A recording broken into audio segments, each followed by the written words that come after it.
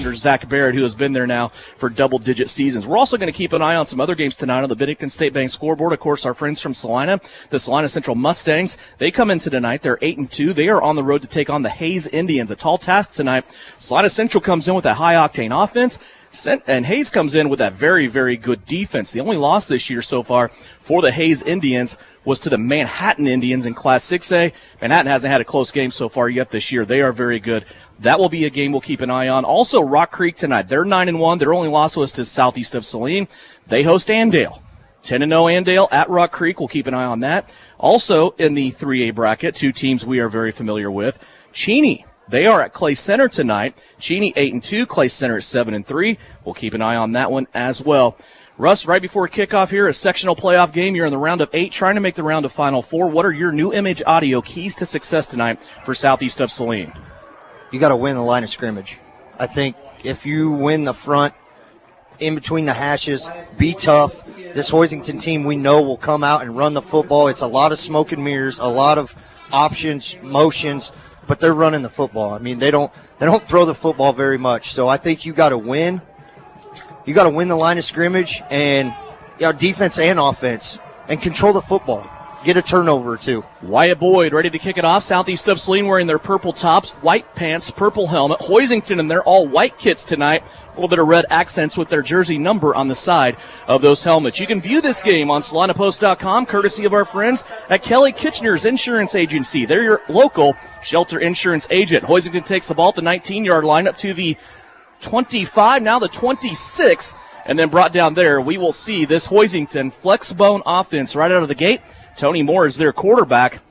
Ian Smith will be a tailback. They have a good, big, experienced offensive line in front of them. Then, of course, this Trojan defense led by the front three of Trevor Keller, Josiah Monday, and Slade Johnson. The backers are Cameron Whitty, Caden Isaacson, Mac Chambers, and Landon Allen. Jake Gebhart, Michael Murray, your corners, and Luke Gebhart playing free safety. Everybody between the hashes right now for Hoisington. The Cardinals under center with Moore. Here's motion going to the right. They're going to try to run it right up the middle, and southeast of Saline there to make the stop after a 2-yard gain. That'll bring up 2nd down and 8. And if you're a southeast of Saline fan, it is good to see number 61, 61, Trevor Keller, off to a great start once again on that offside. He kind of unblocked the unblocked man and absolutely destroyed both the running back and the quarterback to eliminate that play. It was a big night last Friday night for the middle backers of Isaacson and also Chambers, but those front three had a lot to do with that, with the wide splits that Chaparral was playing. This totally different. There's nothing but white between the hashes for Hoisington as they take the play clock all the way down to 5. Here's motion coming to the near side. Handoff right up the middle to the fullback. Maybe another couple of yards, and that will bring up 3rd down and 6. And Hoisington obviously wanting to control this game clock. They break the huddle with about 20 seconds left and then just go up and kind of wait, snap that ball with about 6 seconds left on the play clock. So not in any hurry. Their ground game has been good. And so now it brings up a big 3rd down early in this game and see what Southeast can do. From the 33 in their own territory, 3rd down and 6 for the Cardinals. They have one wide receiver still in tight, though, on the near side of the field. It's the left-hand side of the Cardinal offense. Tony Moore looking at the play clock, taking it down to 5 again. He wants to snap it. Option play, right-hand side. Moore cuts it back to the inside, and he's going to be grabbed and dropped. One up high is Caden Isaacson. One down around the ankles is Mac Chambers, and the two middle linebackers again do their job, and they hold Hoisington on 3rd down and brings up a 4th down and 3 after a gain of 1. And you talked about the extremely great game that those two had last week, but that leads all right back up to those front three that can take on all 5 guys and free your middle linebackers to make those tackles. Taylor Morales back in punt formation for Hoisington, back deep 4, southeast of Saline, Luke Gebhart and Michael Murray. They stand just inside of their own 30-yard line. Perfect snap back to Morales. He will let go a line drive punt. Luke Gebhart has a chance at it, lets it bounce. Now he picks it up, pirouettes to the right-hand side. He's at the 30, breaks through an ankle tackle to 35, now to the 40, takes on another Cardinal at the 43-yard line, and he will make it on a nosedive to the 45. Having to come in and bring him down was the quarterback, Tony Moore, for the Hoisington Cardinals, in good field position after the 3-and-out for the Cardinals. Southeast of Saline will have it now at the 44-yard line as they start their first drive of the game. Luke Gebhart, is your senior quarterback. On fire as of lately is Nate Friesen, the junior tailback. In his last 2 games, 409 yards and 8 touchdowns in the last 3 games for Nate Friesen. We'll also see Tucker Thaxton, Landon Allen, Jake Gebhart, and Michael Murray on offense behind that good Southeast offensive line. First down and 10, Trojans bubble screen out to the left. There's Murray, has a guy to beat. He does so, slips through a tackle to 50, across midfield into Cardinal territory, and he's going to be brought out of bounds inside the 40-yard line at the 42. That's a gain on the play. Well, they're going to say 37-yard line. And Michael Murray's 46th catch on the year, coming in averaging about 15 yards a catch. So just a quick bubble screen, set the tone, kind of like a run play, but get it to your speedster on the outside. That one goes for more than that 15-yard average. That one goes for 19 yards. Gebhart to Murray. Football now in Cardinal territory at the 37, and a penalty here on southeast of Saline will back them up to their own 42-yard line. And that last completion right there by Luke Gebhart now puts him over the 2,000-yard mark, only needing 1 yard in this game to go over that. Nice. Always nice to reach 2K passing, especially for a dual-threat type quarterback like Luke Gebhart. They just did get a penalty. Still first down, though. It's 1st and 15. Heavy on the right-hand side. Gebhart wants to roll that way. Has no pressure. He's going to find Murray again. Murray catches it at the 36-yard line and then is hit helmet to helmet out of bounds. A big, vicious hit there by the Hoisington defense will take Murray out of bounds. Back close to the original line of scrimmage. Well, I think they're going to call it incomplete. Oh, they are, yes.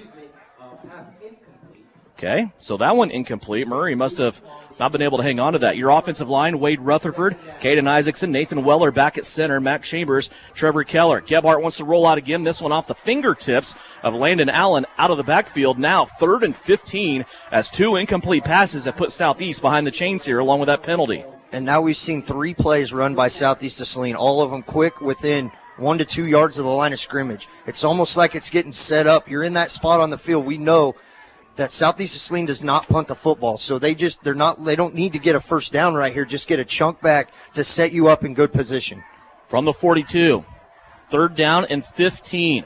Empty backfield, 5 wide receivers. Bubble screen out to Jake Gebhart. Has blockers out in front. He'll split the 2 blockers, and he will go ahead to the 31-yard line. Not a first down for Southeast of Saline, but I think what they've done here, Russ, is they knew they were going to take 2 plays to pick up that big, long 3rd and 15. Yeah, and that's exactly right. Just mentioned that you're a team that goes for it. You don't bring the punting unit on very rarely. Get a chunk back, make it 4th and manageable, and that was a great job by Landon Allen and Michael Murray on the outside of holding their blocks, allowing Jake to get up between them for a little extra yardage. It was 11 yards for Jake Gebhart on his first catch.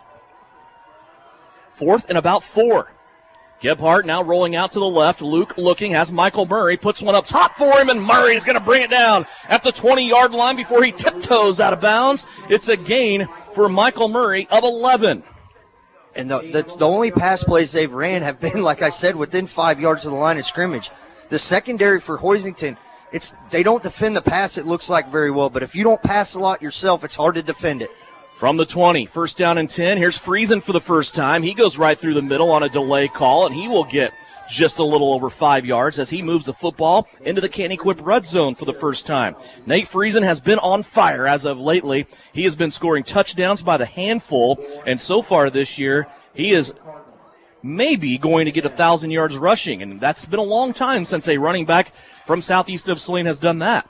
2nd down and 5 from the 15. Gebhart empty backfield, rolls to the right. There's Landon Allen at the 10. Gets to the 9. Now to the 80. Drops the football, and now a fight for it as Landon Allen got it back. A Hoisington Cardinal pounding the turf that time in frustration. Chase Steiner thought he should have had the football, but Landon Allen has moved it into a 1st and goal for southeast of Saline. Yeah, and you just mentioned Nate Friesen in the year he's having, and it's been a while since this team has seen a 1,000-yard rusher. You got to go all the way back to the 2017-2018 season when Hunter White went over 1,000 yards. Wow. From the 6, it's 1st down and goal for the Trojans. Empty backfield again. 4 wideouts on the left-hand side. Gebhart wants to run for the first time. Tucks it, squeezes in on the left-hand side, and he's going to score. Behind Caden Isaacson and Wade Rutherford, Luke Gebhart found a crease on the left-hand side, and he was able to dance it in. His 14th rushing touchdown of the season. And a lot that you see right there from this Southeast team when they get inside the Can-Equip red zone. you see a heavy dose of number 3 and 19 in the run game. And when you can complement each other like that well, 2-point conversion. Here's the fake to Murray on the end around, going into the end zone. There's Mr. Reliable and almost Mr. 2-point conversion, Landon Allen. 7:14 left to go in the first quarter. Both teams have had the ball, but Southeast of Saline comes away with an 8-0 lead as you listen to Trojan football right here on KINA. Today is the day. After countless hours of research, cutting back expenses, and 9 months of anxiously waiting for her, today is the day you finally bring home your new car. It's also the day to protect her with an auto policy from Shelter Insurance. Our policies are competitively priced and include new car replacement coverage if anything were to happen to your new baby. Hey Salina, come see us at the Kelly Kitchener Agency near the intersection of Cloud and Ohio. We want to be your Salina, Kansas insurance agent. You're listening to Trojan Football on KINA Sports. After holding Hoisington to a 3-and-out, Southeast of Saline overcomes a penalty and a 4th down conversion, an 8-play drive that goes down the field. A 2-point conversion by Landon Allen that came after a Luke Gebhart 6-yard touchdown run. And with 7:14 left to go here in the first quarter, Southeast leads at 8-0. That is your Phillips Seed Farm scoring drive recap. And now between Nate Friesen and quarterback Luke Gebhart, that is a combined 31 rushing touchdowns between your QB1 and RB1. Here's the kick by Wyatt Boyd. It's a pop-up end-over-end kick. Hoisington will have to handle it here. They do, and now we'll bring it right to the middle of the field on the left hash mark. Nice return that time. Fielding that football might have been the worst. Chase Steiner did a really good job holding on to that ball and doing his job and bringing it to decent field position here for the Cardinals. Cardinals will have it at the 38.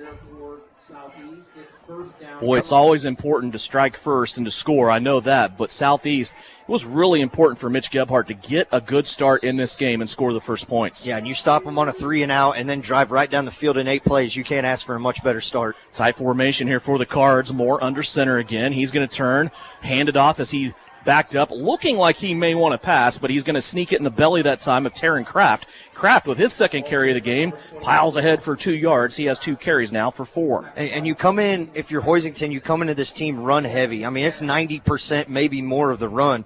And you look it over and flip it to the Southeast of Saline side. Coming into this game, 89 tackles for loss for this Southeast of Saline team. So winning the line of scrimmage, like I said earlier in the new image audio keys to the game, is going to be huge. You have to win the line of scrimmage up front. And Hoisington's not in a hurry to do anything. They're going to take this play clock down to 5, maybe inside 5 every single time before they snap the ball. Here's Moore, wanted to hand it off, maybe. He pulls it out of the belly of the running back, and then he's going to tiptoe his way through a bunch of traffic and get 2 more yards. Exact same position that they were in last drive. Right now the Cardinals facing a 3rd and 6. And 3 names you're going to hear a lot tonight from me: Slade Johnson, Josiah Monday, and Trevor Keller. Them 3 right there on these last 2 plays have done a phenomenal job of clogging the whole line of scrimmage, taking all 5-6 guys to clog them up and allowing Mac Chambers and Caden Isaacson to come up and finish off the tackle. 3rd down and a long 6 from their own 42-yard line. Tight formation again for the Cardinals. Almost everybody inside the hash marks. Moore will duck under center, snap the football inside 5 seconds once again on the play clock. Back to pass, 5-step drop, wants it over the middle, has a receiver, and it's going to be Steiner. Steiner got in behind the coverage, and Daniel Kerr will make a diving save at the 15-yard line. Big play for the Cardinals. Yeah, and that's quarterback Tony Moore's only his 47th attempt on the year, coming in with only 537 yards passing, about a 50% completion percentage. So definitely catching off guard right there, this Southeast defense. They recovered well but did not get deep in the backfield enough. Goes for 43 yards. Moore that time found his favorite target, the leading receiver on the season, Chase Steiner.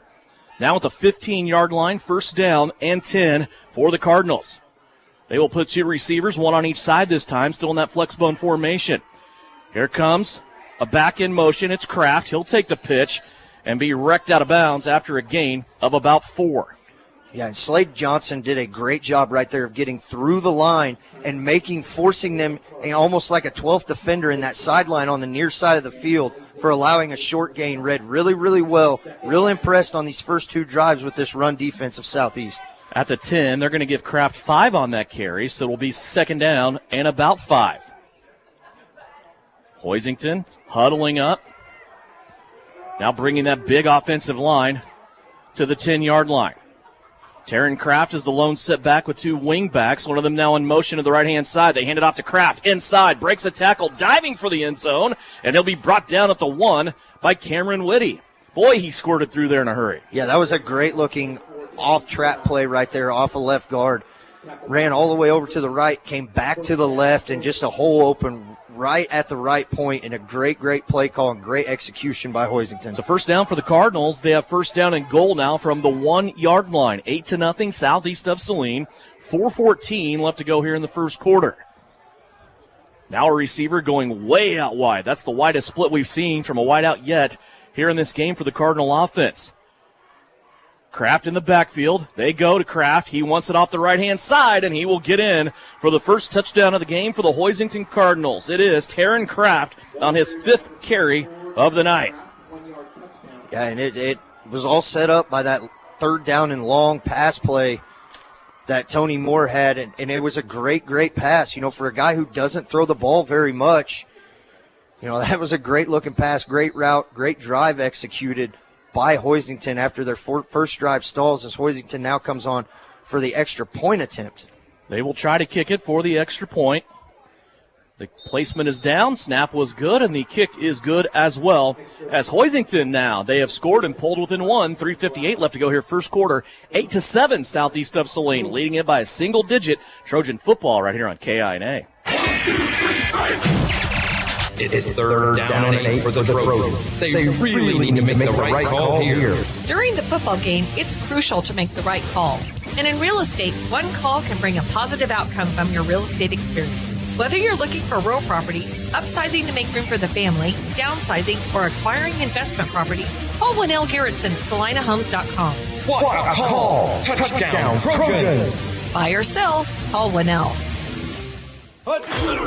You are listening to Southeast Trojan Football on KINA Sports. Back here at Steve Fritz Field on the campus of Southeast of Saline High School. Devin Haney along with Russ Kossel, Big Sam Pretty, producing and engineering. Happy Veterans Day to you, Sam, and thank you for all of your service, sir, not only in the military, but what you do for us right now as well. Southeast of Saline still leads it by a single digit here. 8-7 is our score. Southeast of Saline right now, the difference, they went for a 2-point conversion and got it. Hoisington went for a single on a kick, and they got it. Morales on the kick. He will also put it up on the tee here to give it back to Southeast of Saline. Back deep for the Trojans, Nathan Friesen and Michael Murray for the purple and white. That was almost a 4-minute drive right there put together by Hoisington.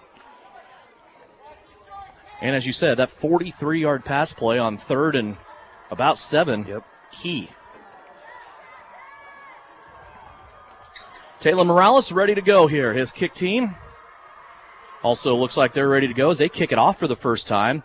It's a wobbly end-over-end kick over to the left-hand side of the return team for Southeast of Saline. And Wyatt Boyd comes up and fields that kick cleanly as he slides down and goes down at the 35-yard line. That's where Southeast of Saline will start their second drive of the night. Yeah, and I think if you're Southeast Saline now on offense, you're really open to a bunch of stuff. And we saw some guys kind of break free deep, no intentions of going deep, as now Hoisington comes out with their defense on wide receivers, and they're giving a 10-yard cushion, now walking it up to about 7. Southeast has only ran the ball twice. I know they've only had one drive, but I think that's interesting. Here's a pitch out to Friesen. Landon Allen out in front blocking. He will follow Landon Allen. Friesen with some space. Has the first down and more as he gets a car wreck going at the 48-yard line. It's a carry of a baker's dozen for Nathan Friesen. Yeah, and you and Coach Gebhart talked about this in the pregame, about how well he's played lately. And Coach kind of came in and said he's really played great all year, which is no doubt he has played phenomenal. His first year at starting running back at this level. Friesen now in the pistol directly behind Luke Gebhart. Play action fake. Gebhart now turns, wants to roll out left, has Landon Allen underneath. And this Hoisington team seems like they've done film study on Landon Allen. They're going to push him out of bounds over on the far side and hold him to just a gain of maybe 2 yards. Yeah, great defensive play right there as they tried to run everybody off. We saw that on the last drive on the near side of the field towards us as you watch it. And kind of the same play call just to get developed, a great rollout. Now it brings up second, about 7. Well, they're going to give him about 3 on that play. Things got foggy when it went to the far side of the field.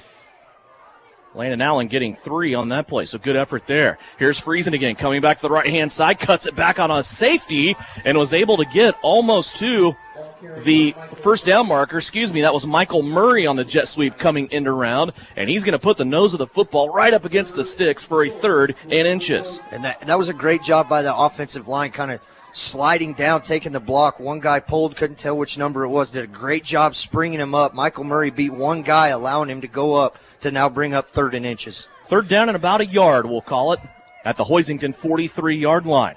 Pistol formation again with Friesen directly behind Gebhart. Here comes Murray again in motion. They're going to fake it to Michael. Gebhart straight up the gut. Big collision with Tony Moore, and Gebhart's going to win, taking it to the 35-yard line. What a carry that time by the senior quarterback, Luke Gebhart. Yeah, and Luke coming in averaging 5.7 yards a carry, about 72 a game. Said had 13 rushing touchdowns, so it's a dual threat at run back there between number 3 and number 19. Officials timeout. They're going to tell Mac Chambers to go over to the sideline. He must have an issue. So take out Mac, bring in Brody. And now we'll see Brody Chambers at right guard, which he's usually playing left side, but get the feeling this young man's going to be quite the stud for Southeast on that line for a couple years to come. Here's a pump fake by Gebhart, looking deep, nothing there. Now he's going to go out and run. Gebhart's going to squeeze it off to the sideline and be brought down at the 32. That'll be a gain of 3 on what looked like a play that didn't quite develop like they're expecting. Yeah, I think we had a receiver kind of slip on the far side of the field and wasn't able to complete his route as he kind of had a guy beat. It looked like it might have been Cameron Whitty on the far side running deep across the middle. The 32-yard line after the gain of 3. It's 2nd down and 7 for Southeast. Pitch out, Friesen, left-hand side, has a big boy to beat. That's not a problem. Now a corner coming up. Going to have a flag on the play as Friesen's going to tumble ahead inside of the 25-yard line. Might be a bad block out there on the edge for Southeast of Saline. We'll have to sort this one out. One thing I've noticed about this Cardinal team, though, Russ, especially here on defense, is when they come to tackle you, they bring it. Yeah, and they're bringing it hard. They hit hard. You know, it's been a car wreck that you just called on the last one every time, is you are going to have a bad block over there on the far side. But you're exactly right. They're coming. You have to be ready. We've already seen them force one fumble down inside the red zone that Southeast was fortunate enough to cover. But now after this penalty, Southeast once again backs themselves up behind the sticks. So it'll be back to the 42-yard line now, where it'll be 2nd and 17. 4 wide receivers, including Friesen and tight, to the right-hand side. Murray by himself on the left. Gebhart will roll right, and this one nearly intercepted. Boy, Tony Moore coming up from a safety spot. He's been reading this play. The Southeast of Saline keeps running to Landon Allen, and that time he nearly got one away. Yeah, and you're exactly right. He read that absolutely perfect and probably should have been an interception. It hit him right between the ones on that. But one thing on this drive I've kind of noticed is out on the outside you got Jake Gebhart, who is well over 6 foot, being guarded by a much, much shorter 5'6" Mason Alterdice. So maybe something to look at as they get closer in this matchup for this game. Good look there, absolutely. 3rd down and 17 now. Football sitting at the Hoisington 42-yard line. It's 8-7, Southeast of Saline. 2:15 left to go here at first period. Gebhart rolling out to the right-hand side. Has his eyes downfield. Couple of blockers out in front. Now he's going to let one go. Late, it's to Jake Gebhart. And Gebhart in the middle of the field broke off his route, came back to the near side, ended up in between the hash marks, which we never see Jake Gebhart work the middle of the field. And Jake will be brought down at the 10. And when you're 6'2" and you got a 5'6" guy on you, like I just talked about, and he plays great coverage, you turn your route and almost box him out like a defender, so you're the only one that's going to get the ball. But a great, great job once again up front by the front 5 to give Luke Gebhart enough time to find him down the field. Down to the 10-yard line for Southeast of Saline, where it is 1st and goal. Friesen directly behind Gebhart. They fake it to Murray on the jet sweep. Here's Luke again. Straight up the gut. Gets it into the end zone. Luke Gebhart on a 2nd rushing touchdown of the night. He now has 15 rushing touchdowns on the season. And the key play is a play that I envision being ran for years in the Gebhart backyard on Thanksgiving. It's Luke rolling out, Jake going down the field, and just throwing the football up for a 1st down. Yeah, and once again, a phenomenal job by the offensive line as they're going to go quick here on the 2-point conversion. Is probably going to have a false start right here, I imagine. That flag came from the back judge, which you don't really see on a false start coming from the back judge, but that's exactly what it is. But back to that touchdown play. That was a great play fake. They've been running motion, Michael Murray in motion every time. They've handed it to him twice now on jet sweeps, and that time Luke rode him out just long enough to get it where the line would just split. He broke one tackle and got into the end zone. So Southeast now looking at their sideline. We had the conversation after Hoisington's touchdown off air. The 2 points versus 1 points after touchdowns could be really kind of interesting to watch tonight. Southeast going for 2 after being pushed back 5 yards. Gebhart looking. Now he's going to come back the other way. Reverses field. So far, clean blocks. Isaacson comes in, gets him another one. Gebhart still has the football, now forces it into the end zone, and it's knocked away by the Cardinals. Good job on the Cardinal defense that time. Everybody kind of making sure everybody's covered up and denying Southeast of Saline on that play. With 1:42 left to go in the first quarter, Southeast of Saline up 14-7 here on KINA. You're telling me your driver turns you on remotely? It feels so good. One gentle touch of a handy remote or mobile app and my motor's running. And don't fret, my little pickup pal. New Image Audio installs these inside trucks too. Oh, yeah. You'll want it when the winter chill hits. A remote start from New Image Audio for cars, trucks, even diesels. All systems remote and cell phone capable. Nationwide coverage. Get yours at New Image Audio on South Broadway. In Salina. You're listening to Southeast of Saline football on KINA. Converting big third and fourth downs. Once again, Southeast of Saline goes down the field on their second drive of the night. 9 plays, and with 1 minute 42 seconds left to go, a Luke Gebhart touchdown run. That ends up with no 2-point conversion on the back end of it. Now 14-7. Southeast of Saline. That scoring play and scoring drive brought to you by Phillips Seed Farms. And as you go back on defense right now, if you're Southeast, you still have to commit to the run, but you have to be disciplined in the pass. Here's a kick on a ground from Wyatt Boyd. Boyd will have it skip right into Steinert's hands, and Steinert comes out across the 40 to about the 41-yard line, where Hoisington once again will have good field position here to start their third drive of the night. And I didn't touch on this. I've said multiple times how they're run heavy 90+% of the time. They're averaging just over 267 yards rushing a game. But their biggest play in this game in the first quarter early was that 40+ yard pass play. Hoisington will start out here at their own 41-yard line. They will dispatch a wide receiver clear out to the right-hand side where the Hoisington sideline is. Here's the inside handoff once again to Taryn Kraft, and Kraft will go ahead for about 2 yards. Getting into the backfield again that time was Trevor Keller. We got our first update from the Bennington State Bank scoreboard in Class 2A, end of 1. Nemaha Central is up 10-0 on Humboldt. Kingman at the end of 1 up 7-0 on Beloit. Okay, winner of this game gets the winner of Kingman and Beloit. Beloit has not lost since they lost in week 2 to Southeast of Saline. Kingman has not lost all season. Second down and 2 for the Hoisington Cardinals. All 11 people back in tight again. They're going to give it to Kraft, and he will get a first down across the midfield stripe. He will be spotted down at the Southeast of Saline 47-yard line. Yeah, and a great job by that big offensive line up front for the Hoisington Cardinals. Clearly much bigger than the front three or the offensive line for Southeast. So it's going to come down to who wants it more at that line of scrimmage to finish this one. First down and 10. Quarterback Moore that time really rode the running back until the last minute, giving it to Kraft to come across there on that big gain of 10 yards. First down and 10 now. Football setting at the 47-yard line in Southeast territory. Here's the end around, the first time we've really seen that jet sweep. That goes to Mason Alderdice. He will get about 4 on the play. Yeah, and Landon Allen did a great job of tracking that play down. He come from the far side corner, read that one great, shifted over right through the line of scrimmage and was able to chase him down to shorten that gain up to just 3 or 4 yards. That'll bring us to the end of the third quarter. Trojans lead it over Hoisington 14-7. You're listening on KINA and watching with live stream video on SalinaPost.com, courtesy of Kelly Kitchener and the Shelter Insurance Agency in Salina. They're your local insurance agency with Shelter Insurance just off the corner of Cloud and Ohio. Back with more Trojan football after this.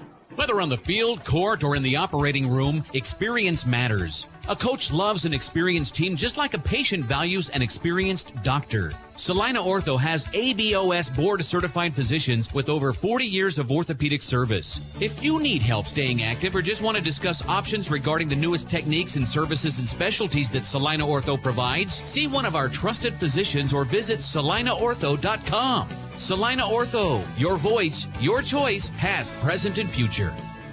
Today is the day. After countless hours of research, cutting back expenses, and 9 months of anxiously waiting for her, today is the day you finally bring home your new car. It's also the day to protect her with an auto policy from Shelter Insurance. Our policies are competitively priced and include new car replacement coverage if anything were to happen to your new baby. Hey Salina, come see us at the Kelly Kitchener Agency near the intersection of Cloud and Ohio. We want to be your Salina, Kansas insurance agent. Work hard, play hard. Good luck, Trojans, from Roselawn Memorial Park in Salina. To learn more, visit roselawnsalina.com. From the 44 to start the second quarter, Moore faked the handoff, and then he is swallowed up and dropped by Trevor Keller. It'll be a loss for Hoisington as they came through. Keller threw Moore down all the way back at the 49-yard line. It'll be a loss of 5, and it's plays like that, Russ, I believe Hoisington will have a hard time overcoming. Yeah, if you can get, and I believe now that is the 90th tackle for loss for the Southeast of Saline defense. So if you can get free enough to make contact in the backfield, put them deep behind the sticks and third down, it sets you up very, very well. That 5-yard loss sets up now 3rd down and 12 for the Cardinals. Back towards the midfield stripe. Moore looking to pass, rolling out left, has a receiver, diving for the football, and it's going to be intercepted, and a flag flies. I don't know if that ball was caught or not. The defensive back for Southeast of Saline came up with it, and there is a flag on the field where the receiver and defensive back were. Yeah, and that was almost a bang-bang play, so I don't know. That's a tough break for Southeast right there to get that call. That'll bring up 3rd down, but that was great defense on the back end and a great job by the front 5 again by getting pressure. So this will aid Hoisington clearly and push the football to the 34-yard line. 1st down and 10. They are marching it now deep into Southeast of Saline land. 14-7 is our score. Southeast of Saline leading here early second quarter. Here's Steinert in motion. Wants to go left-hand side. He's going to be hit after about a gain of 4 and then dropped out of bounds. Cameron Whitty read that play extremely well and got just shoved up by the nameplate way past the running back, or he would have brought him down or potentially brought him down at the line of scrimmage or behind. But a great read right there by Cameron Whitty to come up to make contact, just got cleanly shoved out of the way. First rushing play of the night for Chase Steinert. He had that big 43-yard reception in the first quarter that set up the touchdown for Hoisington. 2nd down and 8 from the 32 for Hoisington. Southeast of Saline's linebackers being active, coming up towards the line of scrimmage. Now they regress. Here's the give to Kraft. He will get to the line of scrimmage, and then no more as he is wrecked there by Caden Isaacson, Landon Allen, and Mac Chambers. Yeah, and if you don't think number 55 and 56 are jacked up for this game, just watch them flying around the ball, initiating contact at the line of scrimmage. But once again, it brings up 3rd and plus 5 yardage for this Hoisington team. Nose of the football sitting at the 30-yard line. It is 3rd down for the Cardinals, 3rd and about 6. Again, Hoisington taking a long time in the huddle. They will take these play clocks down to about 5 seconds. There's a play clock on each end of the field here at Steve Fritz Field. Here's Moore up the middle, goes to Kraft again, and he will be short of the 1st down sticks as he takes it to the 27-yard line on a gain of 3. Be 4th and short coming up. And this is a big 4th down early in this second quarter, but I think if you're Southeast, barring that penalty you got, you had them stopped and had them at 3rd and long. Now you got 4th and 3. You need to win the line of scrimmage right here and get pressure on the quarterback if they do drop back and decide to pass. 4th down and 3 from the Southeast 27-yard line. Cardinals, no wide receivers here. They're going to keep everybody in tight. Taryn Kraft is a lone setback. Here's Moore on the bootleg. The quarterback keeps it. He's going to be down the sideline on the left-hand side and nearly gets to the 10-yard line on that far side. First down Cardinals, and maybe looking at a first and goal here. Yeah, and that was a great design, almost a fake trap as they kind of ran a fake sweep, and the running back went inside. The hole was there to give it to him, but the line was pulling, and a great play call and a great design right there by this Hoisington offense. 13-yard carry by quarterback Tony Moore down to the 13-yard line. Hoisington now looking at a 1st and 10 from the Southeast 13. 8:42 left to go, second quarter, 14-7. Southeast of Saline trying to protect their lead. Here's Moore to Kraft. He is going to be wrestled down by Caden Isaacson. Isaacson there right away to make that stop. No gain on the play. Second down and 10 on the way. Keep it tuned here at halftime. We will have Mitch Gebhart before he goes into the locker room at half. Take a short break, and then we'll come back and we will have state championship cross-country coach Wade Castleman, as we will get to revisit a very special Saturday in Lawrence for the Southeast of Saline cross-country teams. Hoisington taking the clock down, second down and 10 from the Southeast 13-yard line. Cardinals trying to even this game up. They go to Kraft. He barrels through the middle, and he's going to be brought down around the 5. Good carry once again on the inside handoff to Taryn Kraft. He'll get 8 on the play. Third down, Cardinals. Third down and 2 now for the Cardinals. Ball sitting just outside of the 5.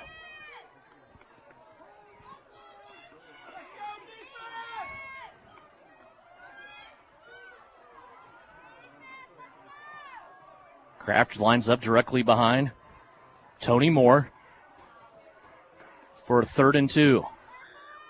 Inside of the 10-yard line, they give it to Kraft, and he's trying to work his way through, but it looks like he is going to be brought down for little to no gain. Oh, they're going to give him a yard. Wow. 4th and 1 now coming up. They're leaning on Kraft quite a bit here in this game. He came into this game as the 4th leading rusher on the Hoisington Cardinal team for the season. 4th down and 1.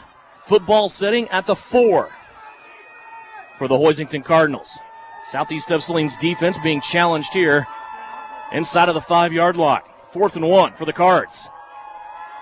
Moore under center. Double wing formation. They're going to give it to Kraft. He hops over the line of scrimmage, and he is going to have the first down maybe. Well, again, he can have the first down without scoring. Devin, I'm right down here at the line, and it is, I think they're going to mark it short. Okay. I think he's a half yard short or maybe a little less, but they're going to bring out the chains to measure this one. The Southeast guy is very confident that they will have the football, but with the chains coming out, you never know. Such an inexact science of measuring for a first down. And right now, if you're Southeast, you hope there's a couple extra links in that chain, and it stretches out, and it'll be a turnover on downs. And so a big stop there. Sorry, Devin, but how standing right down here in that and watching that play from the line of scrimmage, those front 3 for Southeast of Saline won the line of scrimmage right there, pushing the offense back, clearly bigger, but a huge stand as we're midway through the second quarter. Wow, that's going to be a heartbreaker for the Hoisington Cardinals. See if Southeast of Saline now can make them pay for it a little bit, if you will. Southeast buried. They're back at their own 4-yard line. Gebhart in his own end zone. He'll roll out to the left, get rid of it quickly. Tucker Thaxton out here has it at about the 8, and then he is going to be escorted out of bounds by a couple of Cardinals. He was wrestling there with Steiner, and then another Cardinal came over to help them out of bounds, but a complete play that'll give Southeast of Saline a little bit of breathing room on a gain of 4. Yeah, and I think right there you're just trying to get breathing room. You mentioned it. Just run that quick out play that you've done all year long. Just get a little bit of room, get out of the depths of your own end zone, and now you can really set this drive up.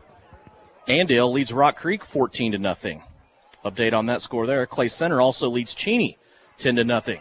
There's a face mask on Nate Friesen, and finally the flag flies.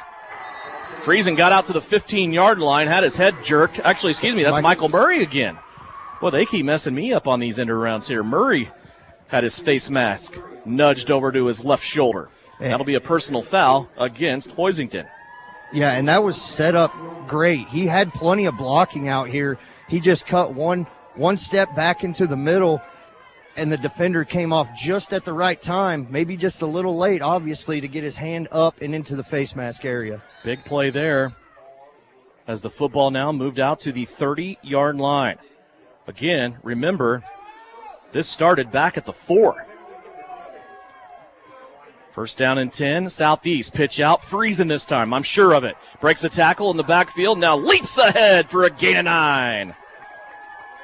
And Tucker Thaxton on the far side did a great job of blocking the cornerback that was on his side, engaged him, drove him out of the play, allowing Nate Friesen to get around the edge. He's only had 3 carries so far, but Nate Friesen is averaging 9 yards a carry. Those 3 carries have produced 27 yards. Football out to the 39-yard line. Second down and 1 for Southeast of Saline. Gebhart wants to throw. Fakes the football on a little twitch. Now goes to Michael Murray. Catch at the 44. Nearly broke a tackle. I don't think he would have been able to get out of there and get free. There were Cardinals all the way around, but Murray doing his best to advance the football to the 40-yard line. 21 yards.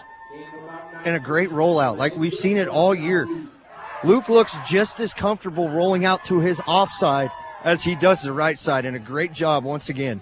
Talk about production. Michael Murray's having a good night so far. 5 wide receivers. Gebhart has the pocket collapsed down on him, and he does his best to get back to the line of scrimmage, and he's going to lose about a yard. Yeah, I think a designed run right there that just kind of broke down up front from this offensive line. Michael Murray so far, 3 catches, 51 yards in the passing game. He has been Luke Gebhart's favorite receiver so far of 4 Southeast of Saline wideouts catching the football. A little weather report. There's little to no wind down here on the field. Pretty good then, huh? Second down and 11. Gebhart will roll out to the right-hand side. Looking, eyes down the field. Now he's going to throw a rope in the middle of the field and nearly intercepted. It went off the shoulder of Tucker Thaxton. And then Tony Moore coming in from a safety spot looked like he had a shot at it. Ball was bobbled around, and then it was dropped.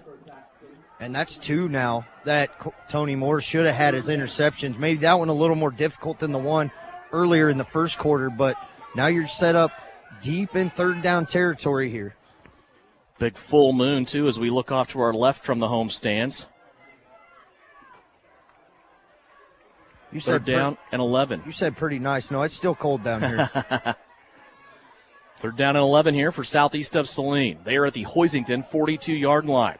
2 wide receivers on the right. Landon Allen inside. Gebhart's going to throw. There's Jake. Has the first down and more. Inside the 25-yard line. He'll be brought down there and move the chains for Southeast of Saline.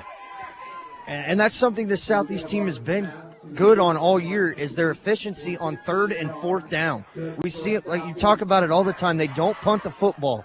They don't even think about it. They're going for it on 90% of these drives. So great job once again by that offensive line, allowing quarterback Luke to roll out and find Jake down the field. That goes for 16 yards and a first down for Southeast of Saline. Line of scrimmage now at the 25-yard line.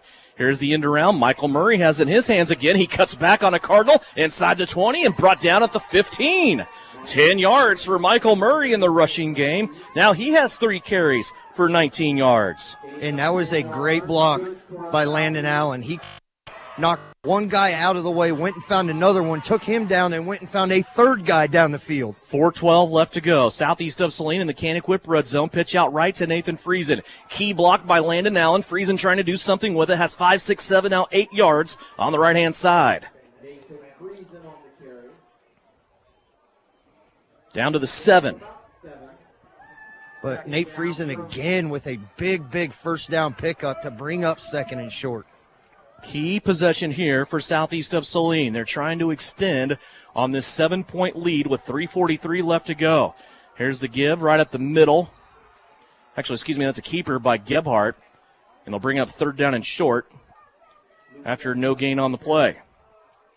Line of scrimmage remains at the 7. And this is a big drive here for Southeast of Saline. I know it's still early in the game as we get late in the second half, but if you can go up 2 touchdowns on a team that predominantly runs the football, and Southeast of Saline does get the ball to start the second half. Well, and we also know here too, Russ, this is 2 plays to get 3rd down and 3. Here's Luke rolling out left-hand side, has the ball ready to go, goes to the end zone and drops it right on the number 9. That's Michael Murray on the left-hand end of the end zone. He had the corner beat, and a beautiful dime dropped in there by Luke Gebhart.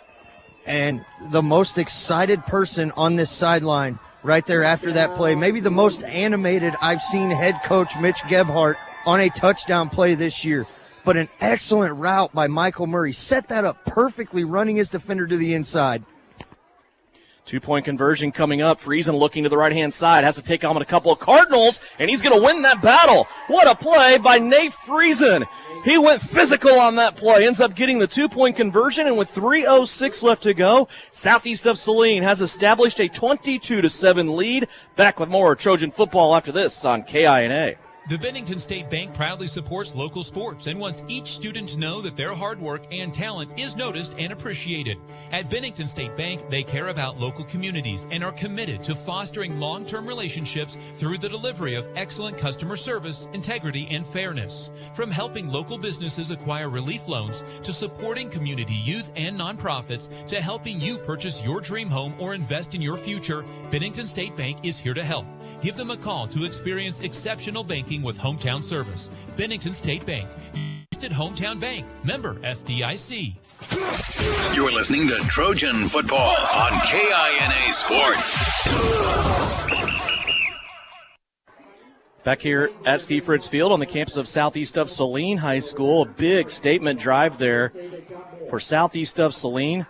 They get a turnover on downs from Hoisington, start this drive at the 4-yard line, and then 11 plays later, Luke Gebhart hits Michael Murray for an 8-yard touchdown pass. Nathan Friesen with a 2-point conversion, and now the Trojans lead 22-7. That scoring recap brought to you by Phillips Seed Farms.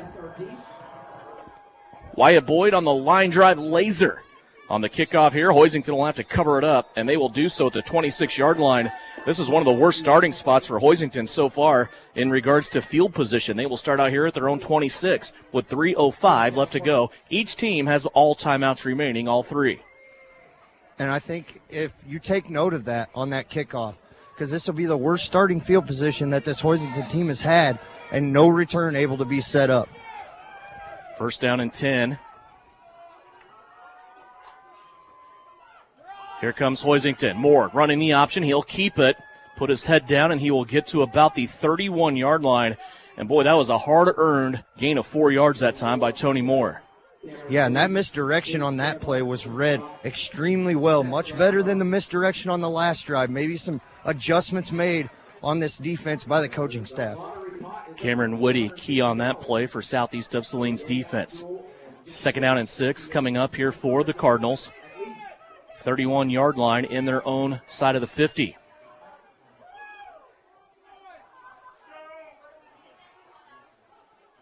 Here's Moore inside. Handing it off, and really not much working there for Taryn Kraft, who got a yard. Yeah, and Caden Isaacson did a great job of filling the hole. The front three kind of got submarine down right there, and Isaacson saw that and just threw his body into what was the open hole and just clogged everything up. Third down and 5 now for Hoisington's Cardinals. Clock at 2 minutes left to go here in the first half. 22-7, Southeast of Saline leading by a couple of touchdowns. And, Devin, if you're Southeast and you get a stop right here on third down, maybe start thinking about using one of those timeouts. I'll put all $7 in my pocket I have, that'll happen. Here's Hoisington. Inside handoff again, and this is going to be a stop by Southeast of Saline. Danny Kerr along with Matt Chambers.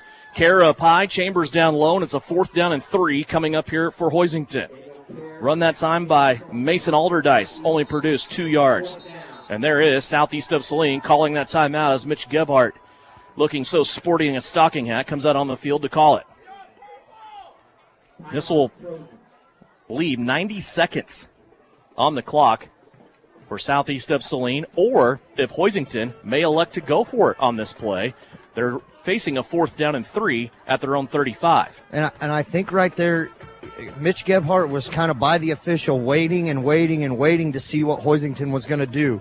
As soon as they sent their punt unit on the field, the first guy off the sidelines was Mitch Gebhart to get that timeout. So regardless, Hoisington here could change their mind or whatever, but you're down 2 scores in this game, and as fast as this offense can score, and as slow as are milking the clock and running the play clock all the way down, if you're Hoisington, a lot can happen on this play. Well, and we really haven't seen southeast of Saline, other than the kind of jailbreak play, the scramble play to Jake Gebhart. We really haven't seen the Trojans throw the ball downfield yet. We always see that seam route to either Michael Murray or Landon Allen going down the hash marks. We haven't seen that yet.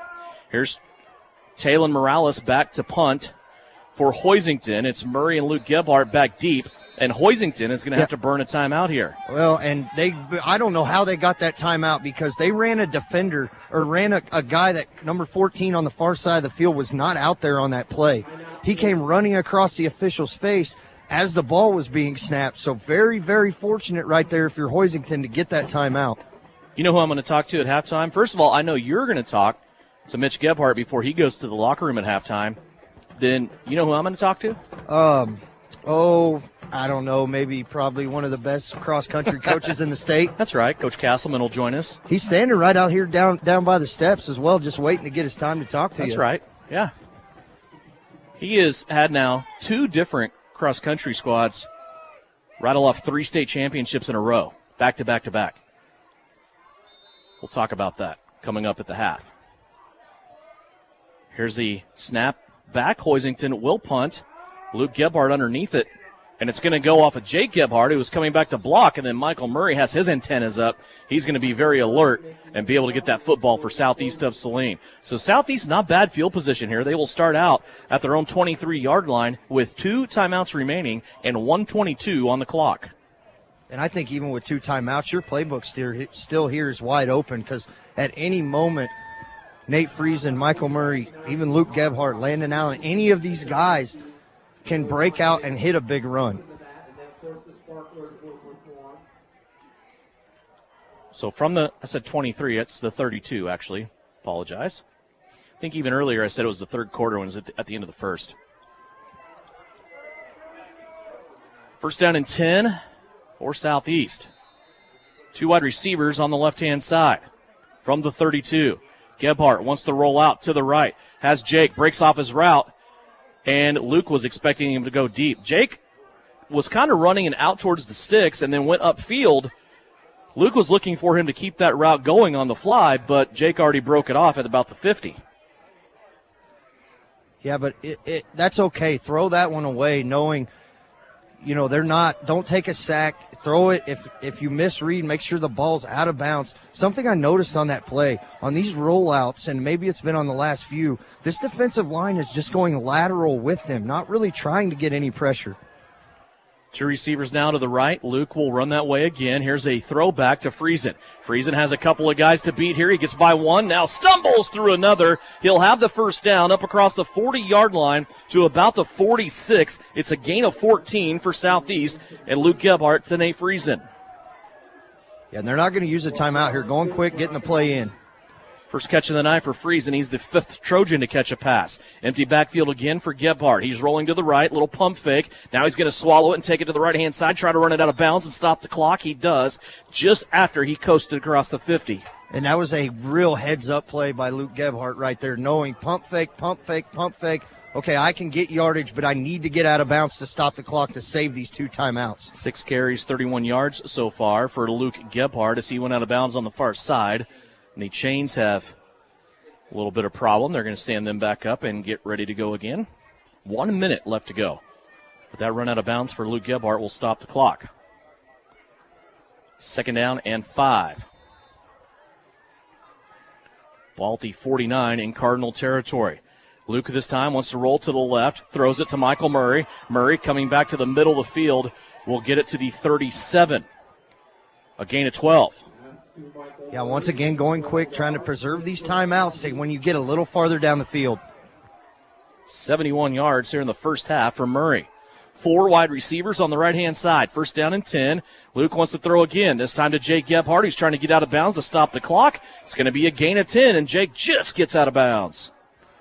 This drive is big. This is huge. These last 48 seconds are going to be very, very large for this Southeast of Saline team. But I think even more important for Hoisington to try to keep them off the board to go down 3 scores. At the 28-yard line in Cardinal territory. That is Jake Gebhart's 4th catch of the night. 2nd down and 1. Still 2 timeouts in the pocket here. Mitch Gebhart. Luke rolling out to the left. Now sets up, lets it rip down the middle. It's deflected and intercepted.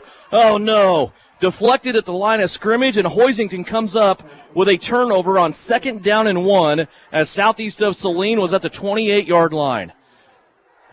What a play by the Cardinals.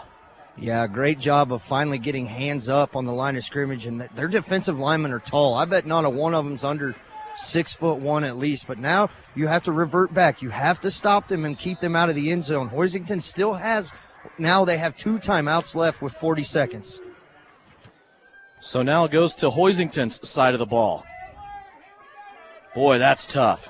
You get the feeling Southeast could have been on their way to putting this one away if a score there. Hoisington back onto the field. They're just going to run it right up the middle and get really nothing on the play. Got a yard. And they're in no hurry at all here. So I think they're content right now with taking this into the half of where it's at. Southeast will start out with the football too, correct? You are correct. That's why I just think that score there would have been such a backbreaker. It would have put Southeast up by 3 scores, and the Trojans would have got the football to start second half. Instead, here they are trying to protect before halftime, and Hoisington's going to call a timeout with 7.6 seconds left to go here in the second quarter. That is their second timeout of the half. That will leave them with 1 remaining. Well, the complete check of stats coming up at the half, also a check of the Bank scoreboard, along with our conversation with Coach Wade Castleman. I got a couple updates. I can feel them on my watch. That Big Sam's been texting me, but I got so many layers on I can't even see my watch. Last check I had, 8:31 left to go in the second. Kingman was leading Beloit 21-6.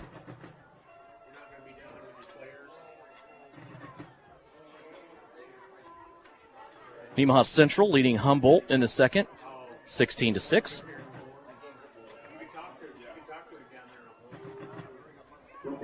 That's about it right now for the Benton State Bank scoreboard. We'll have an update on that Salina Central score for you too at half. They are out in Hayes tonight to play the Indians. 2nd down and 9 here for Hoisington. 7.6 seconds left to go here in the second quarter. Cardinals, inside handoff again.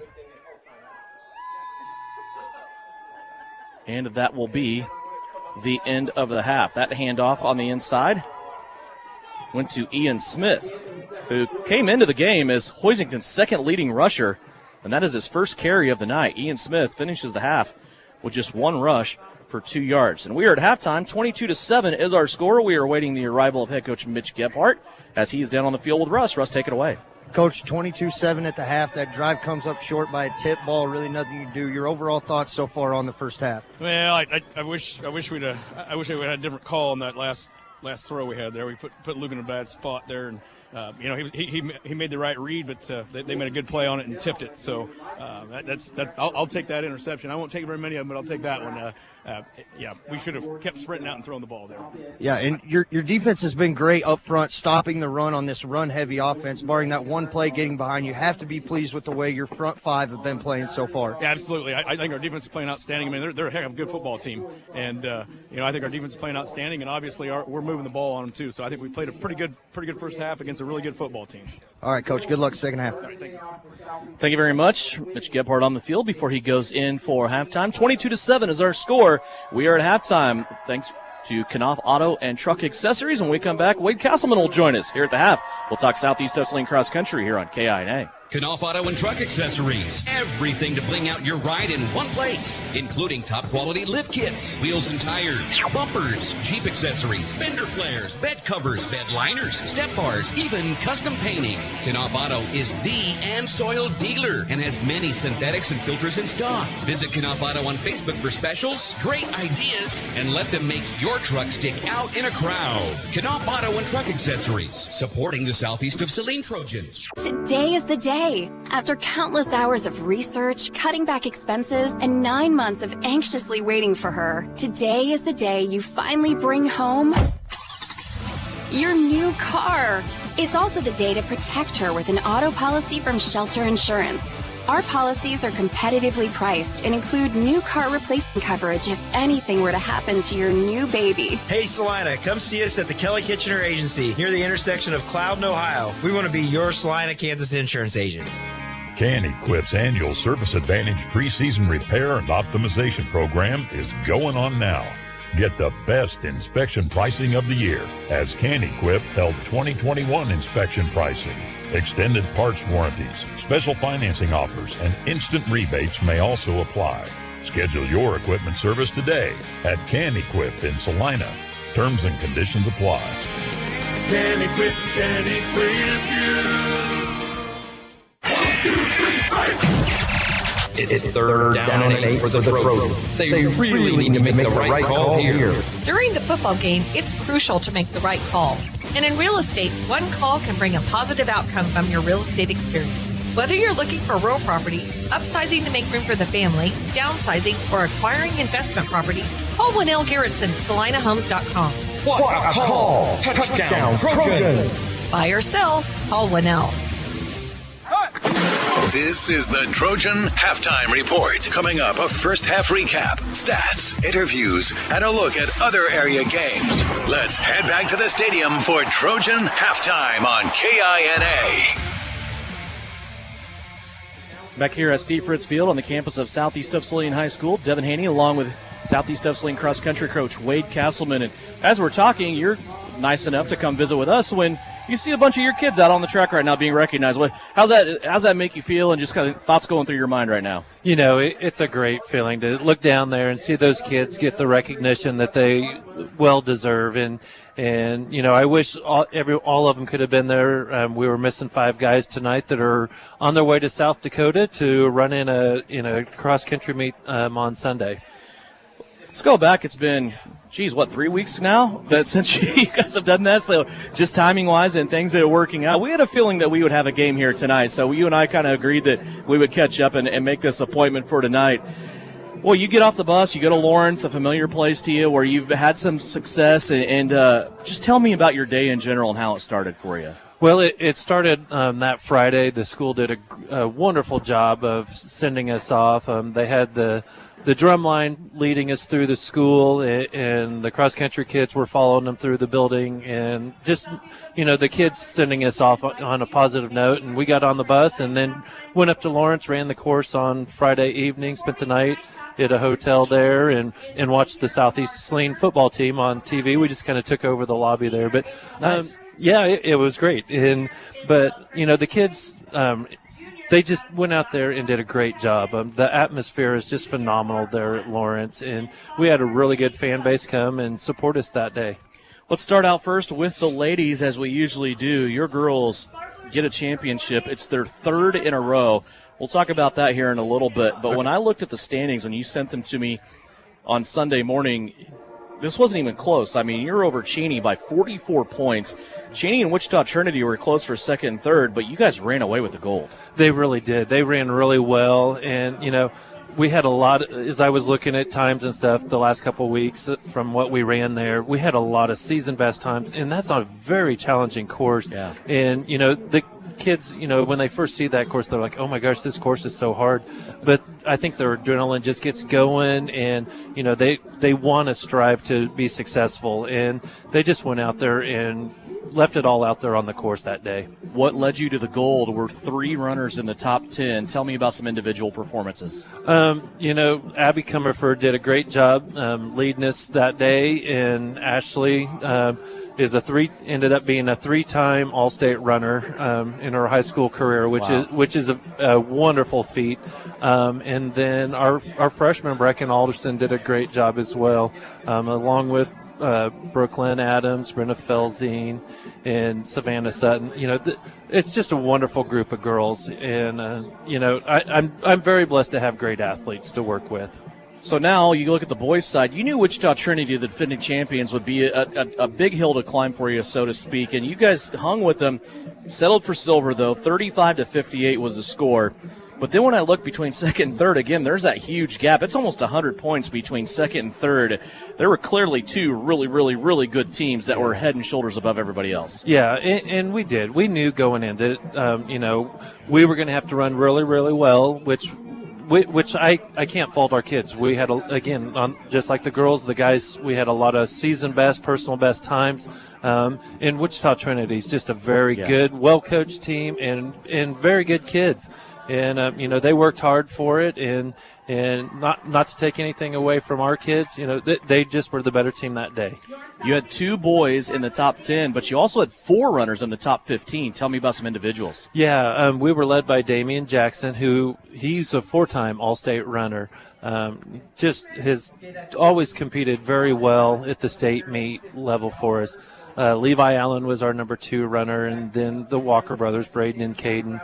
Jacob Bircher, Nikari Morkel ran a phenomenal race for us. He ran his all-time best time that day as well. And then Isaiah Kerr was our number 7 runner. And, the boys were a little disappointed, but I think seeing, how much of a gap there was between us and third place, they kind of changed their moods and everything, and it hurt, but they accepted it, and then once they saw their times and everything, they were pleased. I'm sure you're fully aware of this, but I'm going to just throw out some team stats for you over the past, let's say, 9 years.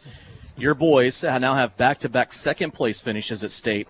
Before that, they went 3 in a row, back-to-back-to-back. Your girls currently are back-to-back-to-back, 3-time defending state champions. But they also had state championships in 2015 and 2014, 5 state titles on the girls' side in the last 9 years. This is such an incredible run that you're on right now with Southeast of Saline Cross Country. Again, I say this every year, and I say it all the time. I'm just blessed to have great kids that buy into, my coaching philosophy, and they want to succeed. And, our seniors do a great job of instilling that in them and passing that tradition on to them and wanting to succeed, doing the hard work in the off season, putting those miles in to, we say summer miles bring October smiles, and that's a true statement. Yeah. So I would ask you what's next, but clearly that was the state meet. But you have some kids still running this weekend, don't you? They're up north. Yeah, we do. Jacob Bircher, Levi Allen, Damian Jackson, and Braden and Caden Walker are running up in South Dakota at a Nike regional meet there. And, they're not representing Southeast Saline. That's a case of violation there. Right. But, they're going up there, and they love the cold weather, so I think they're going to get that opportunity on Sunday morning to do that. My next question was, what possessed you to go, cross country in South Dakota in November, let's do that? They brought this, they took this on themselves. I learned about it later, a little bit later, and I'm like, that's good that you want to do that, but you still need to give your body some time to, after the season, after that race and everything, to, heal up, rejuvenate and recharge and everything before they start their winter training. We're getting to know and we're getting to settle in with the athletic director that we've been fortunate enough to have here at Southeast this year, Doug Miniman. I think he's doing a great job. Yes. Our challenge now to Doug is to supervise the hanging of the banners in the gymnasium. So when basketball season rolls around, we can actually see that sucker drop. No kidding. Yes.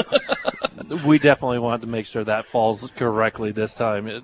I think it's been two or 3 years in a row that it's gotten stuck and hasn't fallen. So we might have to have several dress rehearsals on that. If you dedicated a person to this about 9 years ago, they would be seriously seasoned how to drop those banners, because there'd be a ton of them, wouldn't there? That's true. That's true. And, we're hoping that we still have the track banner it's just came in, and then once the girls come in, and hopefully we have a football one, and we'd love nothing more than to be able to drop 3 banners on one night. Oh, that would be awesome. Coach, congratulations. I can't tell you how much I enjoy having you here at halftime and talking cross country and getting caught up with you. And what an excellent job. Congratulations to you. Thank you so much once again. Thank you, Devin. I really appreciate your support. Wade Castleman, he's the head coach of the Southeast of Saline cross country team. Girls 3 times in a row now state champions. Boys bringing the silver home from Lawrence a couple of weeks ago. Here at halftime of the football game, 22-7, Southeast of Saline out in front. Back with more. It's the halftime show brought to you by Knauf Auto and Truck Accessories here on KINA. Citizens State Bank has been serving Kansans for over 100 years. We are a full-service bank that can service your personal, business, and agricultural lending and deposit needs. Citizens State Bank offers 24/7 convenience with mobile deposit, online banking, and our ATM conveniently located in front of the building. Stop by and see our friendly and helpful staff. Citizens State Bank at 600 Maple Street in Gypsum, Kansas. Citizens State Bank and Trust Company is a proud supporter of the Southeast of Saline Trojans.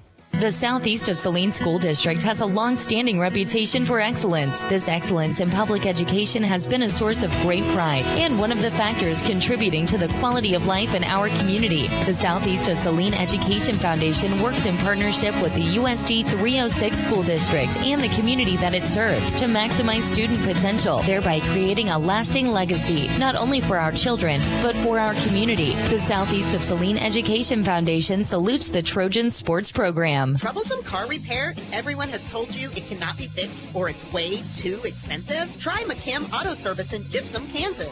They do quick, dependable work and provide the lowest hourly rate in the area. McKim Auto will service your vehicle from front to back and everything in between. They treat you and your car like a friend or even family. McKim Service specializes in engine and transmission rebuilds.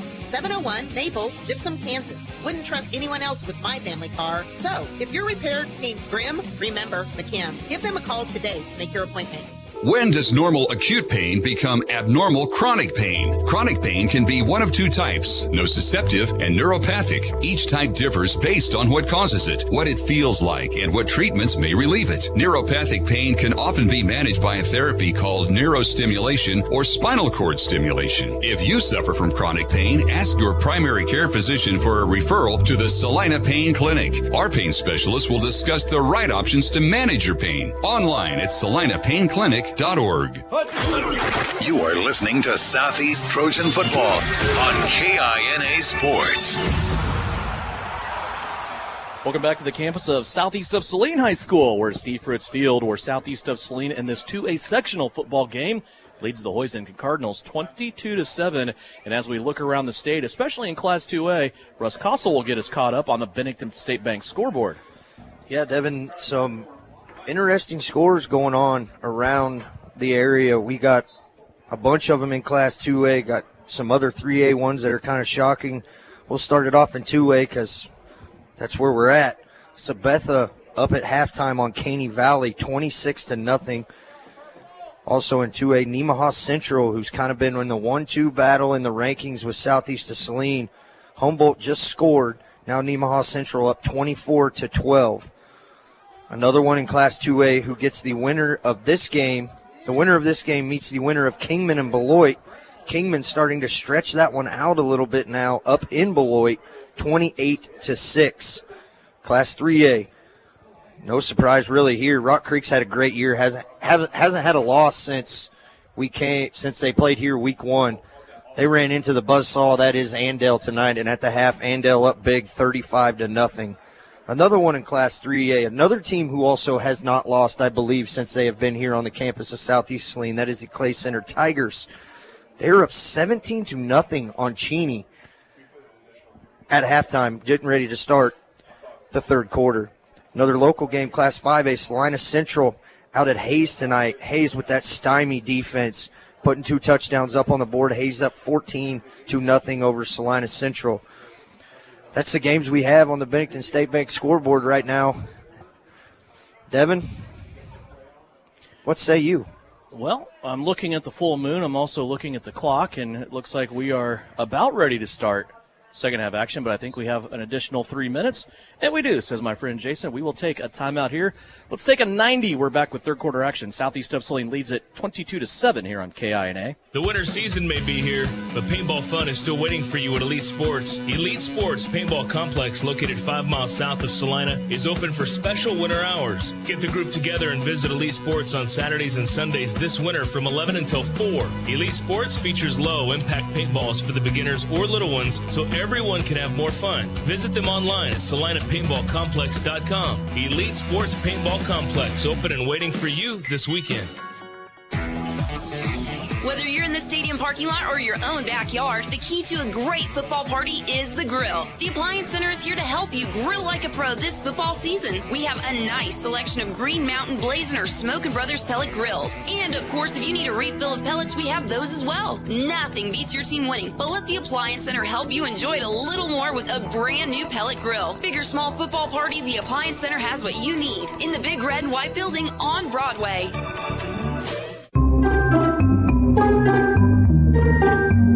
I can't believe I got rear-ended. Hey, don't sweat it, Brian. Even the best drivers have a crash from time to time. That's why we have our collision center.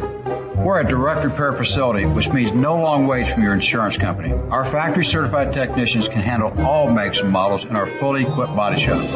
When you bring your vehicle into us, it'll be like your crash never happened. Come on over to Home Automotive Collision Center. You'll be glad you did. You're listening to Southeast of Saline Football on KINA. Back here, just about ready for third quarter action. Your first half stats brought to you by Citizen State Bank in downtown Gypsum. Bank where the Trojans bank. It's in beautiful downtown Gypsum at Citizens State Bank. Luke Gebhart throwing the football, 13 of 19 in the first half, 1 touchdown, 1 interception, 176 yards and 1 half of passing for Luke Gebhart. Michael Murray was his favorite target, 5 catches, 71 yards, and a touchdown for Michael Murray. Jay Gebhart, 4 catches for 75 yards. 14-yard catch for Nate Friesen, and 12 yards for Landon Allen, also a 4-yarder for Tucker Thaxton. Rushing the football, Friesen so far, 4 carries for 35 yards, 19 yards for Michael Murray on 3 carries, and 6 carries, 31 yards for Luke Gebhart. He also had 2 touchdowns rushing. Hoisington so far has been spreading it out. Taryn Kraft is their leading rusher, 47 yards for Mr. Kraft. Totals right now at halftime. Hoisington, 75 yards rushing, 43 yards passing on 1 play, a total of 118 yards. For Southeast of Saline, 85 yards rushing, 176 yards passing, a total of 261 yards. Our score here at halftime, 22-7. Go ahead, Russ. Southeast Saline running 34 plays in that first half, and Hoisington 27. So plays pretty similar, within 10, but scoreboard showing quite a different sign there. So be interesting to see the plays that we run. Hoisington probably runs a lot of plays. We saw them milk the clock. They had no – it's kind of shocking when you're down 2 full scores, and you get the ball back with 52 seconds left, and you just run 2 dives up the middle and take it into halftime like you have the lead. So Southeast coming out, we'll get the ball to start the second half, so I think you got to start the game just like you did the first and continue to win the line of scrimmage. I think you win the line of scrimmage in the second half, you'll be playing next week in the sub-state round. Aylin Morales tees it up for the Cardinals to start the third quarter. Morales ready to tee it up here for the Hoisington Cardinals. Southeast of Saline scheduled to get the football here as we start third quarter action. Glad you could join us. You can watch also live stream video thanks to our friend Brian Dennett out in the elements. And also our friend Kelly Kitchener at the Kelly Kitchener Agency Shelter Insurance in Salina. Morales ready to kick it away. He will have a wobbly kick down the middle of the field, taken by Friesen at the 25-yard line. He tiptoes to the 30, 35, 40, up the middle of the field to the 45, and brought down at the 46-yard line. Nate Friesen, flexing his muscle on a kick return, gets up limping, and he'll turn around, hand the official the ball, and go to his offensive huddle. He had a great job right there, Friesen, to coming up and getting that one on the run, but hopefully he can jog this one off. Those tweaks on the ankles don't feel that good when it's this cold out. Here comes Danny Kerr. He will give some spell here to Nate Friesen so they can check him out. He'll see the trainers from Salina Regional Orthopedic and Sports Medicine. That was a quick visit. That was. Didn't last very long, did it? From the 46, pitch out, Danny Kerr, left-hand side. He'll plant, cut it back up in the middle, across the 50, and across into Hoisington territory at the 48-yard line. It's a gain of 6 yards for Daniel Kerr. And once again, this potent rushing attack as Friesen checks back into the game. But Danny Kerr has 40-plus carries this year, 383 yards, and he averages 8.5 a carry. How many of them, though, have come from the halfback spot? Less than 5. Got you there on that one, didn't I? Second down and 6 from the 48.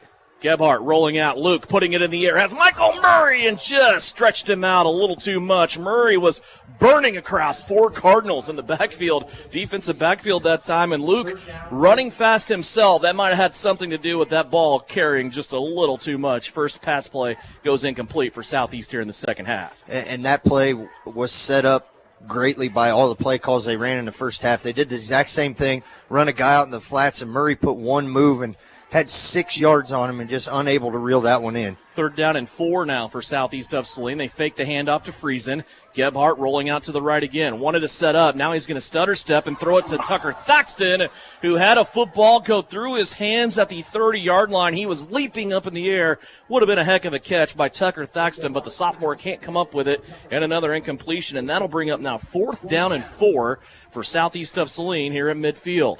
And we saw Southeast of Saline last week complete every 4th down they had. 4 or 5 in a row, had 2 on one drive there in the 3rd quarter. So a big play right here early in the 3rd. 4th and 4, Trojans going to go for it.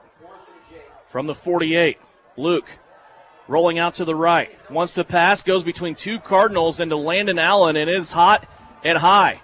Incomplete, a turnover on downs for the Trojans as they start the second half, and they will give the football back to the Cardinals, who are setting pretty. They will take over at their own 48-yard line at midfield. And I think one more read. Luke had plenty of time, but old reliable number 11, Jake Gebhart, was standing at about the 0 on the 40-yard line. Just extremely wide open. Everybody had collapsed to the middle. Now you turn it back over to this defense, who has played extremely well against the run, is going to have to do it for another 24 minutes. These two teams ended up with turnovers before halftime. Hoisington, a turnover on downs at the 4-yard line as they were looking for points. Southeast of Saline, an interception, just their 2nd interception in 5 games. Here's Moore, wanting it all, trying to shock the Trojans, and he goes for a receiver down the middle of the field, and it is going to be incomplete as he was looking for Leighton Haxton. And that's kind of a dangerous play. He had him beat. They had committed to the run, unable to catch up on the speed. But a team that hasn't been running the ball very well tonight up the middle now sets himself up at 2nd and long. Hoisington just ruined their 100% passing completion percentage. Now they're 1 of 2. That's bad when it goes from 100 to 50, and just like that. Doesn't look as good on the stat chart. I've always been a big believer during basketball. I keep telling Bryson Flax this. If you make your first free throw, you just quit. Yeah. 2nd down and 10. Here is Moore trying to hand it off to his running back, and that running back is just hitting a brick wall, and that brick wall is Mac Chambers. Boy, he came in and almost beat the handoff that time to Taryn Kraft, and Chambers with a big stand on 2nd down brings up 3rd and 10. Yeah, and down there on the sideline before the end of this game, Mac Chambers came off, or before the end of half, Mac came running off, extremely fired up, keeping his guys fired up even after that turnover late. So a huge stand right there on 2nd down. 3rd down and 10 from their own 48. Hoisington, everybody in tight. They do have a wide receiver on each side, but they're standing up at the end of the line of scrimmage. Moore wants to pass again. He's under heat. Has to step up, trying to get away from Trojans. He does slip through one. Mac Chambers now trying to shove him out of bounds, and I think Mac got the job done after a gain of only 2 yards. It'll be 4th and 8. And that was a great job by that line to get pressure right there and stretch the play out. If you're going to let him run, as Trevor Keller just missed that tackle back, but use the sideline to your advantage. He had plenty of space out there, but they strung it out just long enough that now it's going to bring up 4th and long, and now we see Hoisington's offense stay on the field. Hoisington giving the look that they're going to go for it. 4th down and 8. Ball sitting at the 50-yard line. Maybe they're looking at this as a bonus possession. Here's Moore, back to pass, rolls to his right, wants to go downfield, has a receiver, and it is caught and then driven out of bounds. The defender from Southeast of Saline is there, but they're going to say complete just inside of the 40-yard line. It's a gain of 11 to move the chains. And we'll pencil this one down with 10 minutes left to go in the 3rd. Hoisington goes for it on 4th and 8 and gets the 1st down. I didn't even see who caught that football for Hoisington. I didn't either. It's a gain of 11. Leighton Haxton caught the ball. 2nd leading receiver for this Hoisington team that doesn't pass the ball a whole lot. Football now at the 39-yard line. 1st down and 10, Cardinals. They're going to fake it to Kraft. Moore will keep it, and he has Trojans draped all over him. He might have got a yard on the play to bring up 2nd down and 9. Thanks tough sledding on the inside for Tony Moore here in this game. Southeast doing a nice job with their linebackers coming up supporting that defensive line who is fighting the first wave. Yeah, and they've been fighting the first wave extremely well all year long, doing a great job up front, especially led by the anchor in the middle, Josiah Monday, just wrecking havoc in the middle of the field. 2nd down and 9 for Hoisington. Football sitting at the 38-yard line. They're in Southeast territory after Southeast gave it to them on a turnover on downs at midfield. Here's Moore faking it to Kraft. He's going to keep it. Slips through the grasp of Mac Chambers, gets to the second level, and he's going to be brought down at the 30 on a gain of 8. It'll be 3rd down and about a yard. Yeah, and that was a great run by Tony Moore right there. He had contact right at the line of scrimmage, and then Southeast unable to bring him down, and he muscled his way down to bring up a 3rd and short. Nose of the football sitting at the 30-yard line here for the Cardinals. Midway through, 3rd quarter. It is 8:27 left to go here in the 3rd. 22-7 is our score. Southeast of Saline leading. 3rd down and a yard. Hoisington puts 2 wide receivers to the right-hand side. That's the short side of the field as they operate on the right hash. Moore turns, gives it to Kraft, and he is wrecked right out of the gate by Mac Chambers. There was also Trevor Keller down low, and Josiah Monday gets up off the pile. A 3-way combo effort there, and it'll be 4th and a yard for the Hoisington Cardinals. Yeah, and go back to that play late in the 2nd quarter where Southeast was able to stop Hoisington on a 4th and about the same distance right here. They need about a football and a half for the Cardinal offense to stay on the field. 4th and 1 coming up. 1 wide receiver to the left-hand side. Tony Moore looking over his offensive unit. He'll duck under center with 6 seconds left on the play clock. Line is set. He'll turn, give it to Kraft. He stood up! He stood up! Kraft tried to get the 1st down, and he stood up at the 30-yard line. We'll see where the spot comes in from the officials on the side, but right when Kraft got that football, he was stood straight up by the Southeast defense. Yeah, they're going to spot the ball, maybe a loss of a half a yard, but win the line of scrimmage. These 3 up front are so undersized compared to these big guys from Hoisington, showing no mercy and a great, great job. Trevor Keller, Josiah Monday, Slade Johnson, Mac Chambers, Caden Isaacson, all of them doing a phenomenal, phenomenal job of stopping them once again on 4th and inches. 4th and inches at the 30-yard line. Southeast of Saline now has the football back. 2 wideouts on the right-hand side. Gebhart gives it to Friesen. He'll run that way. Cardinals coming from everywhere. And Friesen will spin his way for a gain of 5 to the 35-yard line. Man, and that play right there took an extremely long time to develop, but Nate Friesen with great patience, a play that looked like it was going nowhere, still to get 5 yards on that play. Friesen only has 5 carries in this game, and he's averaging 8 yards a carry. 2nd down and 5. 2 wide receivers to the left. Gebhart glances right, wants to come back to the left. Now he has to get away from a defender. Gebhart putting it out to the left-hand side. He has the 1st down, and Moore stumbling out of bounds on the Cardinal sideline and then hit late. Yeah. Boy, there was a big hit over there, and there's going to be flags flying everywhere as Luke Gebhart was hit towards the Hoisington bench, clearly out of bounds at midfield, and they're going to tack 15 onto this play by Luke Gebhart. Yeah, and that was Chase Steinert right there, and he was almost on the bench of the Hoisington sideline and just got taken out over there, but pop right back up, come right back out, clap your hands. His offensive line over there to pick him up right away as they normally do. But Luke, that was something in the first half. We saw him trying to force the ball in the middle, that time just tucking it and reading it right and getting the 1st down and then adding 15 yards on top of that. Luke Gebhart got 12 on the initial play, tack more onto that, 15 yards, and Southeast of Saline is in Cardinal territory now at the 38-yard line. 1st down and 10, Trojans. 3 wide receivers to the right-hand side. Friesen is in the backfield directly behind Gebhart. They'll fake the handoff to Friesen. Gebhart wants to throw, wants it all down the middle of the field. Michael Murray right in the breadbasket.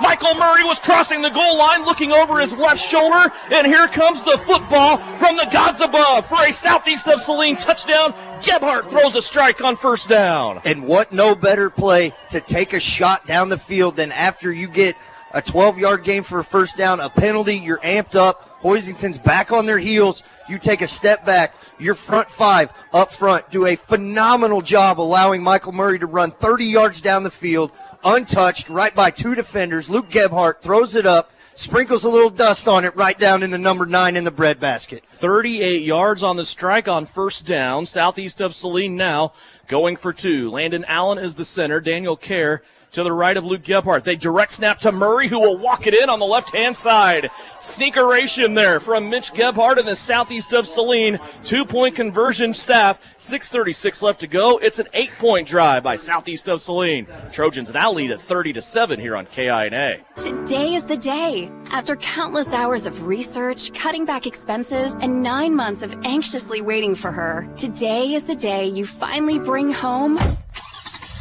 your new car. It's also the day to protect her with an auto policy from Shelter Insurance. Our policies are competitively priced and include new car replacement coverage if anything were to happen to your new baby. Hey Salina, come see us at the Kelly Kitchener Agency near the intersection of Cloud and Ohio. We want to be your Salina, Kansas insurance agent. You're listening to Trojan Football on KINA Sports. After a turnover on downs from the Cardinals at the Southeast of Saline 30-yard line on 4th of inches, Hoisington could not pick it up. A 3-play drive from Southeast of Saline that ends up on a Luke Gebhart 38-yard touchdown pass to Michael Murray. Murray now over 100 yards receiving on the night, and a 2-point conversion also by Michael Murray. And Southeast of Saline up 30-7. That scoring play and drive brought to you by Phillips Seed Farms. Yeah, and you make a fourth down stand and then come up with something like that. That is perfect. Here's the kickoff by Wyatt Boyd. Steiner will take it for the Cardinals. To the middle of the field, he's across the 35, now 36, maybe the 37. Hoisington will start out there. Yeah, and I think if you're this defense, you got to stay jacked up. You got to stay fired up after that stand. But you got to play discipline. You still have to play disciplined defense, especially if you're the defensive backs. We've seen the receivers get behind them. Yes, they've only completed one pass, but they're still getting behind. You still have to play disciplined defense the rest of this game. How about the night Michael Murray's having? Good Lord, 109 yards, 2 touchdowns receiving so far. Also getting some things done on the ground. Here's Tony Moore. He'll hand it off to Kraft. Kraft leaps over his offensive linemen that are already on the ground and gains 2 yards. And not a team to come from behind 3 scores. I mean, there's just no way around it. You're not built when you run the ball 95% of the time. You're not built to come from behind. So that score, huge right there for Southeast of Saline. And if this defense can continue to win the line of scrimmage and Hoisington continuing to take the play clock, it's going to be a long rest of the night. After 14 carries for 47 yards and a touchdown in the first half, Taryn Kraft here in the second half, 4 carries for 1 yard. Second down and 9. Here's Moore, pulls it out of the belly, running the option this time, shakes through a would-be tackler from Southeast of Saline, and then brought down as he starts to enter the second level. Free safety, Luke Gebhart coming up along with Daniel Kerr in his sidecar. It's a gain of 4 for Tony Moore. Yeah, and that play was read well. Just a missed tackle up front. They had 2 guys get through. Trevor Keller being one of them, did his job at taking the quarterback, just unable to wrap him up. 42-yard line, 3rd down and 4 for Hoisington. How many times have we seen them tonight in a 3rd and 4, 3rd and 5, or 3rd and 6? They'll go 1 wide receiver to the left, 1 to the right. Movement early on the left-hand side of this Hoisington offensive line. That 3rd down and 4 I just told you about has just turned into a 3rd and 9.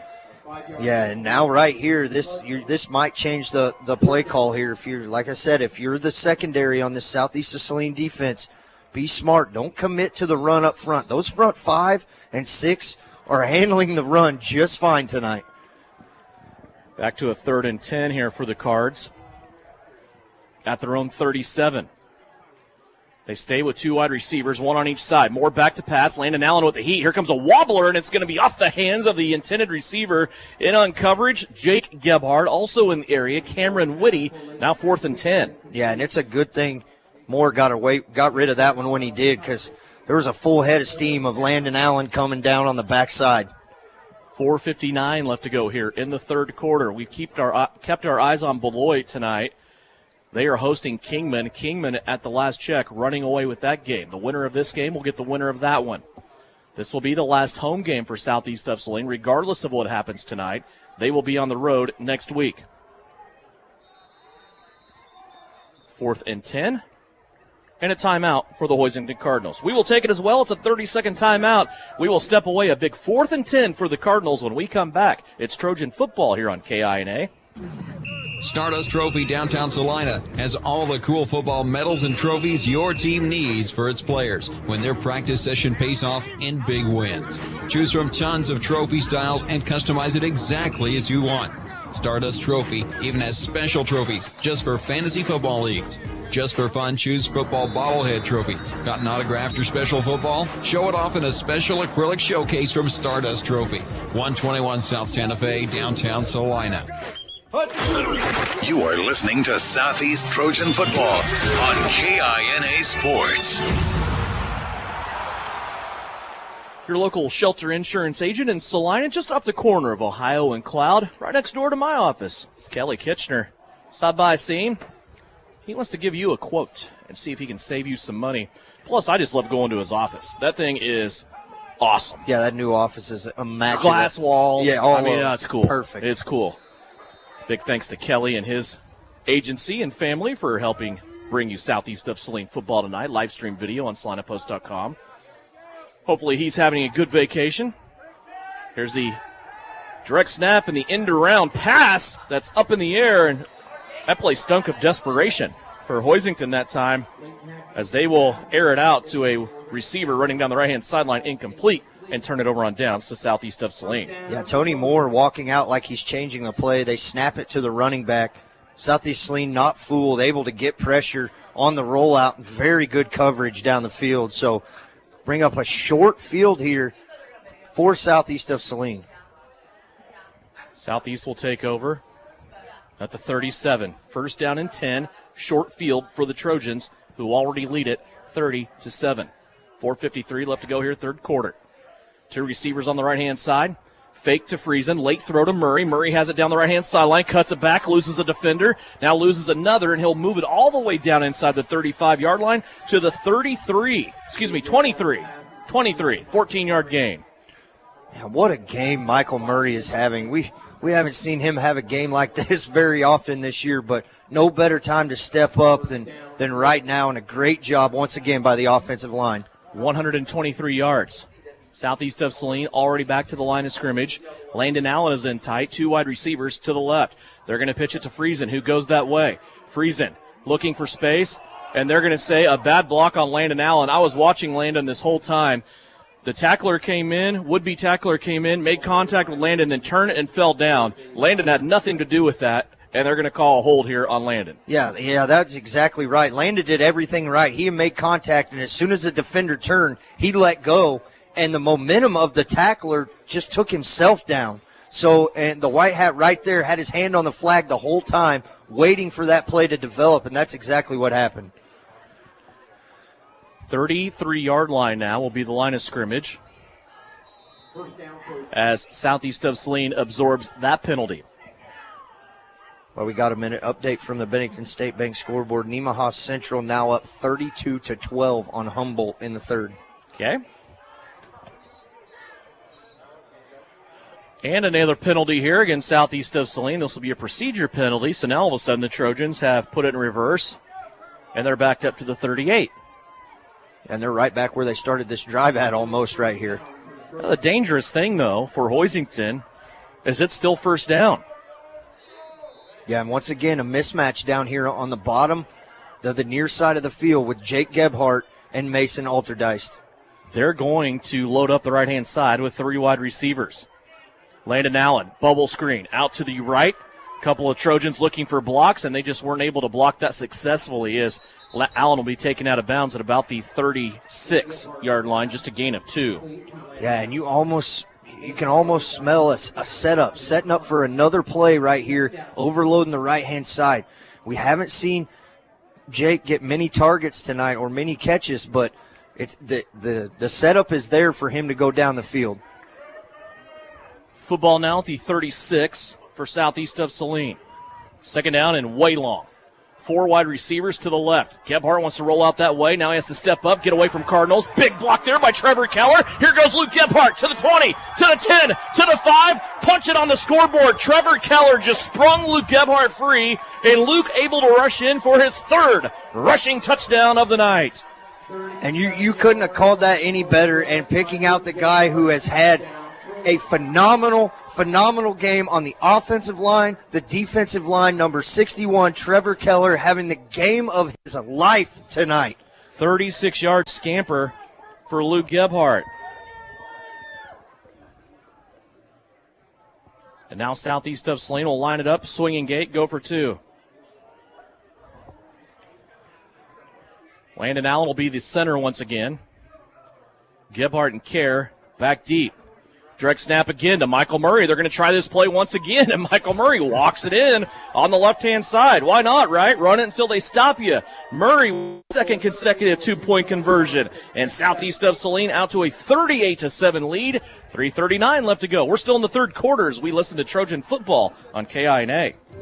This is Tammy Bedreau at the Bank of Tesket. If you're looking to purchase your new home in the near future, I want you to know we offer a variety of loan options to finance your home purchase. I would love an opportunity to be your lender. Give me a call or stop in today to learn more. We are local lenders making local decisions. The Bank of Tesket, committed to those we serve. MLS number 712440. Equal housing lender, member FDIC. You're listening to Southeast of Saline football on KINA. Back here at the Fritz at Steve Fritz Field, campus of Southeast of Saline High School. 3:39 left to go. Luke Gebhart here in the third quarter, running from 36 yards away. It was a 3-play drive and capped by Michael Murray's 2-point conversion run. Southeast of Saline now leading at 38-7. That scoring drive recap brought to you by our friends at Phillips Seed Farms. Wyatt Boyd puts it on the ground once again. Will be taken by Steinert at the 22-yard line. Up the middle, Chase Steinert, here he goes. Broke a couple of tackles, and he'll work his way to almost the 40-yard line, where Hoisington will have yet another possession. The Southeast team, when they get momentum, Russ, they are scary, and it just seems like that's what they have right now. It is working on both sides of the ball, and there they were able to overcome a 1st down and 25 with that run by Gebhart. Yeah, and the defense has stopped Hoisington, one of the best rushing offenses in the state, twice on 4th and inches. Hoisington back out. Moore will give it to Taryn Kraft. He will sprint ahead for 4 yards and get to the 44-yard line. Yeah, and once again, Mac Chambers coming up and meeting him, and no extra yardage after that big collision. And it looks like, Caden Isaacson had to put his tire back on there as his shoe came flying off at the end of that play. 19 carries, 53 yards for Taryn Kraft so far tonight. Here's another update from the Bennington State Bank scoreboard. Third quarter, Sabetha 40, Caney Valley 0. Ooh. 2nd down and 6. Here's the inside handoff again to Kraft. He's going to lean ahead and get about 3. That'll bring it now 3rd down and 3. We talk about this so many times, and playing Beloit as much as the Southeast team does and this similar offense that they run, you're not built to come from behind. And you're down 3+ scores right now, and you're just running dive plays up the middle because that's really all you've done all year long. 3rd down and 3 here. They need the 50-yard line to move the chains. 2 wide receivers to the right, 1 to the left. They're in a shotgun formation, are the Cardinals. Moore keeps it on a quarterback sneak, and he has it. He's going to have a Moore. And he's going to bounce it to the right-hand side and get all the way to the 42-yard line. It was a gain of 11 by Tony Moore on that 3rd and short. Yeah, and a clear design run out of the shotgun right there, kind of a different thing that we've seen. You don't see Hoisington go out of the shotgun that much, but a great job by that offensive line to finally win the line of scrimmage if you're wearing a white jersey. This is a Cardinal team that averages 300 yards rushing per game. Right now they're at almost 100. 1st down and 10. Here's Moore giving it to Kraft, and again, he has a face mask full of Isaacson and Chambers right up the middle. Yeah, and when you're getting up off the bottom of the pile and there's tackles and everybody is wearing a purple jersey, Yeah, and I know we keep talking about the linebackers because that's the visual up high, but when these guys unpile, those three up front, Monday, Keller, and also Slade Johnson, they're getting cut at the knees and in the ankles all night long. So when you look at these piles, those three are on the bottom. They're making the avalanche start. The linebackers are coming up to finish the play. What these three defensive linemen have done in this game is you can't talk enough about it. Here's Moore, back to pass, 5-step drop, a little bit of pressure, has a wide receiver down the right, and they're going to throw a flag here on Daniel Kerr as Chase Steiner took a desperation dive at that football, and it fell incomplete. Yeah, and they're calling it an arm bar off of it. The guy laid out for the pass to try to catch it. So another tough break here as the penalty yardage is stacking up on the purple and not very much on the white. So they're going to put the football here for Hoisington inside the 30-yard line to the 28-yard line. First down and 10 for Hoisington in southeast of Saline territory. Another update on the Bennington State Bank scoreboard out of Class 3A and a team that southeast of Saline beat earlier this year. Clay Center walking all over Cheney, 24-0. Wow. You and I like to have a lot of what-if conversations, a lot of hypothetical things. And so on our way out today to the stadium, we were like, let's say Southeast stayed in 3A. And we're at this point, again, where we were last year. I feel like the road would have been the same because I feel like maybe Clay Center would not be in there. Southeast of Saline would be in there. And it'd be Southeast of Saline against Cheney for the right to play Andale again. Just like it was last year. It'd almost be a carbon copy, wouldn't it? Yeah. First down and 10. Here's Moore rolling out. Cameron Woody, backside pressure, nearly picked off by Luke Gebhart. Moore was looking for his intended receiver, Chase Steiner, and Luke Gebhart came up and undercut that route, nearly came up with the interception. Yeah, and he's seen that route undercut on him twice tonight at the quarterback position, so he did a great job. Looks like he's going to come out of this game, got up a little slow. Tucker Thaxton now going to check in the defensive safety position. Hopefully Luke's okay. I think he just jumped too high. Yeah, he kind of came down both right there. That one hit him in both hands. It probably should have had that pick, but I think that's probably a smart play to bring him out on defense.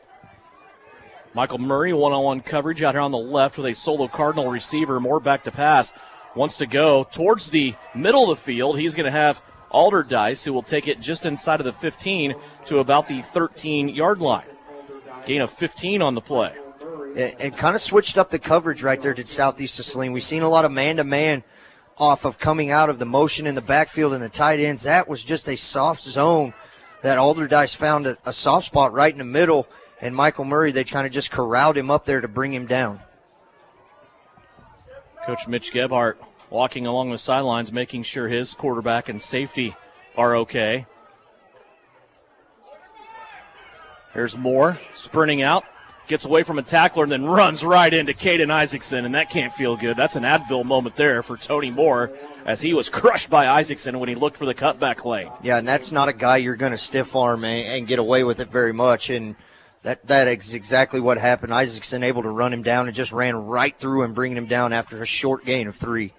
Football setting now at the 10-yard line for the Hoisington Cardinals as we are looking maybe for one more play here in this third quarter. Clock running down, about 5-second difference between game and play clock. And Luke Gebhart checked himself back into the game after being out one play. Second down and 6 from the 10 for the Cardinals. Compact formation this time. Inside handoff to Taryn Kraft. He bounces off a would-be tackler for Southeast of Saline. Finally, the Trojans get him down at about the 2, and that will be the last play of the third quarter, more than likely. Yeah, as now they're winding the clock. And that will bring us to the end of the third. At the end of the third, it was a good quarter for the Southeast of Saline Trojans. They score 16 while holding Hoisington to 0 points, and it's 38-7. Southeast of Saline, Hoisington knocking on the door. When we come back for the fourth and final quarter, it's presented by Kelly Kitchener and your local shelter insurance agency in Salina. Today is the day. After countless hours of research, cutting back expenses, and 9 months of anxiously waiting for her, today is the day you finally bring home your new car. It's also the day to protect her with an auto policy from Shelter Insurance. Our policies are competitively priced and include new car replacement coverage if anything were to happen to your new baby. Hey Salina, come see us at the Kelly Kitchener Agency near the intersection of Cloud and Ohio. We want to be your Salina, Kansas insurance agent. It's third down and 8 for the Trojans. They really need to make the right call here. During the football game, it's crucial to make the right call. And in real estate, one call can bring a positive outcome from your real estate experience. Whether you're looking for real property, upsizing to make room for the family, downsizing, or acquiring investment property, call Winnell Garrettson at SalinaHomes.com. What a call! Touchdown, Trojans! Buy or sell, call Winnell. You're listening to Trojan Football on KINA Sports. 38-7 is our score. Southeast of Saline leading the Hoisington Cardinals as we take a look down the road. A couple of score updates on the Bennington State Bank scoreboard with Russ. Yeah, 3A. Handel, end of 3, walking away from Rock Creek 48-0. Kingman still up on Beloit 28-6 at the end of 3. Clay Center still up 24-0 on Cheney. Let's see, what else do we got here? 35-6. Hayes High leads over Salina Central. 3:59 left to go in the third. That Hayes team is good. That Hayes defense is stymie. My buddy Dustin Armbruster from Eagle Radio out in Hayes covers him, and their defense especially good, but, yeah, they are a very, very good football team. Here's Hoisington now. First down and goal. Down at the 2. They're going to pitch it out. Fake pitch. Moore's going to keep it now running for the goal line. He's going to dive ahead, and Tony Moore has a touchdown from 2 yards out for the Hoisington Cardinals. His 12th carry of the night ends up in 6.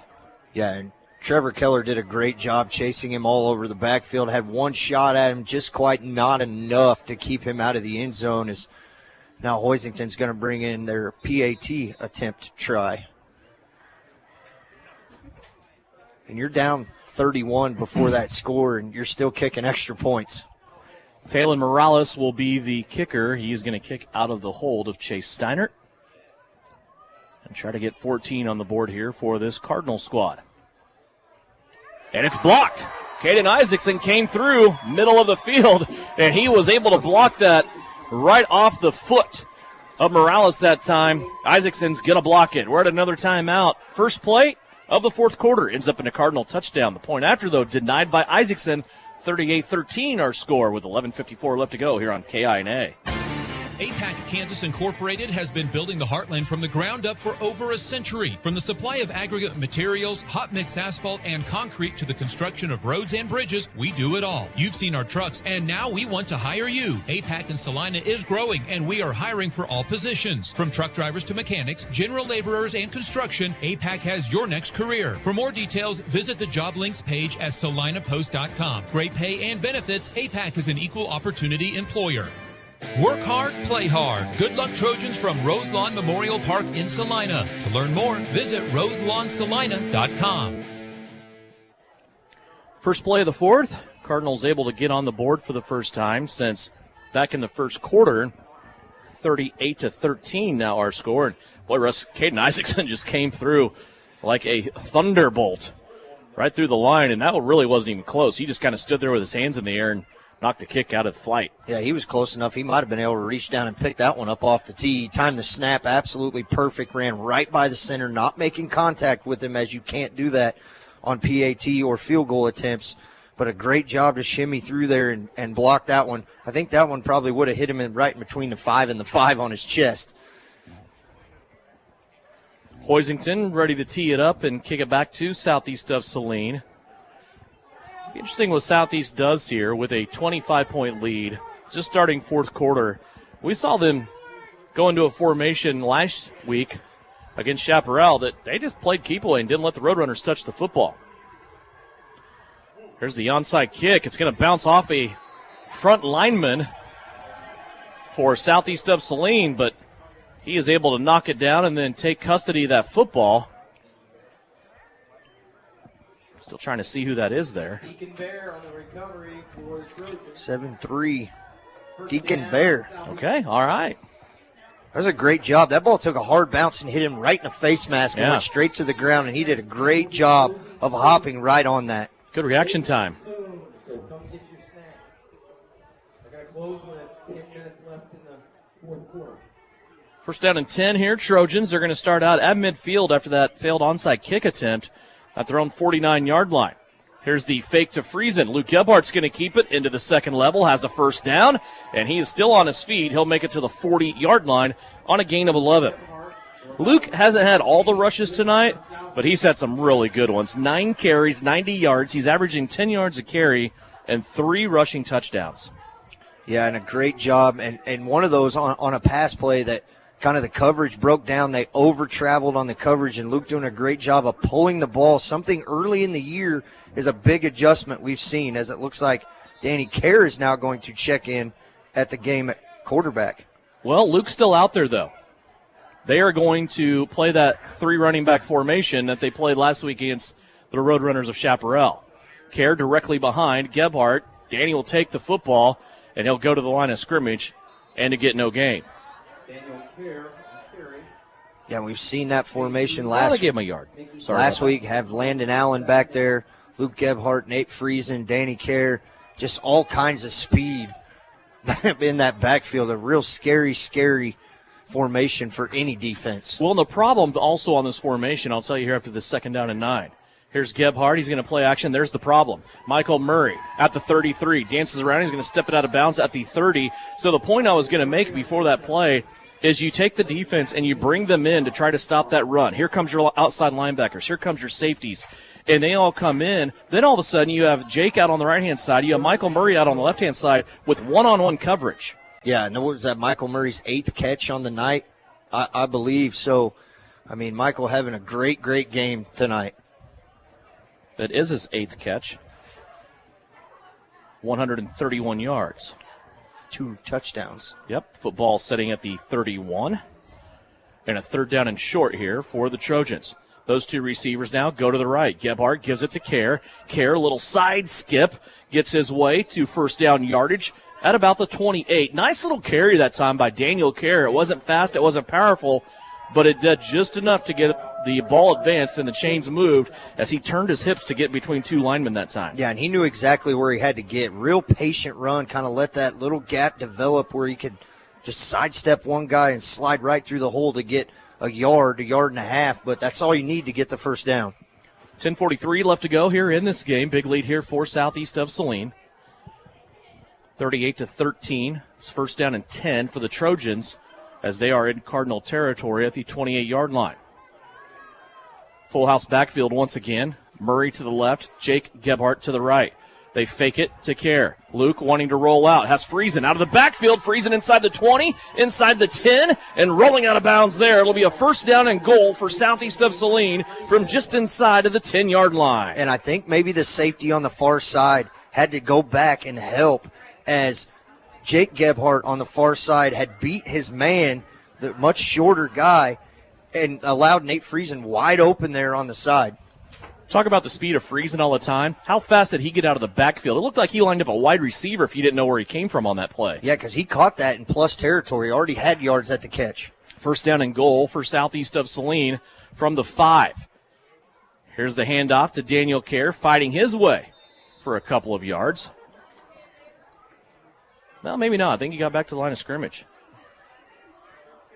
Yeah, and right now if you're Southeast, you burn every second of this play clock and let it go down. Getting no hurry right here. You got 4 plays, now 3 to get into the end zone. Clock running. Southeast setting with a second down and goal at about the 6. And they've kind of switched up coverage. Mason Alderdice is not on Jake Gebhart anymore. He's out here on Michael Murray. Gebhart faking the run. He'll go right up the middle, and Luke Gebhart gets in across the line of scrimmage for his 4th touchdown of the night. Luke Gebhart and Nate Friesen have started their own club at southeast of Saline this year. It's the Al Bundy Club. They have both gone for 4 touchdowns in 2 different games this year. Luke's done it twice now. Friesen has done it twice this season. And that ties them up for 17 rushing touchdowns on the year between the two of them, the running back and the quarterback. Now 17 apiece, 34 combined rushing touchdowns by your quarterback and your running back, as now they're going to bring in Wyatt Boyd on for the extra point attempt. 6-yard run there by Gebhart. Placement down, and it's going to be blocked on this edge by Hoisington. So the two teams blocking each other's extra point kicks, and we stay where we're at. 9:29 left to go here, fourth quarter, 44-13. Southeast of Saline leads it here on KINA.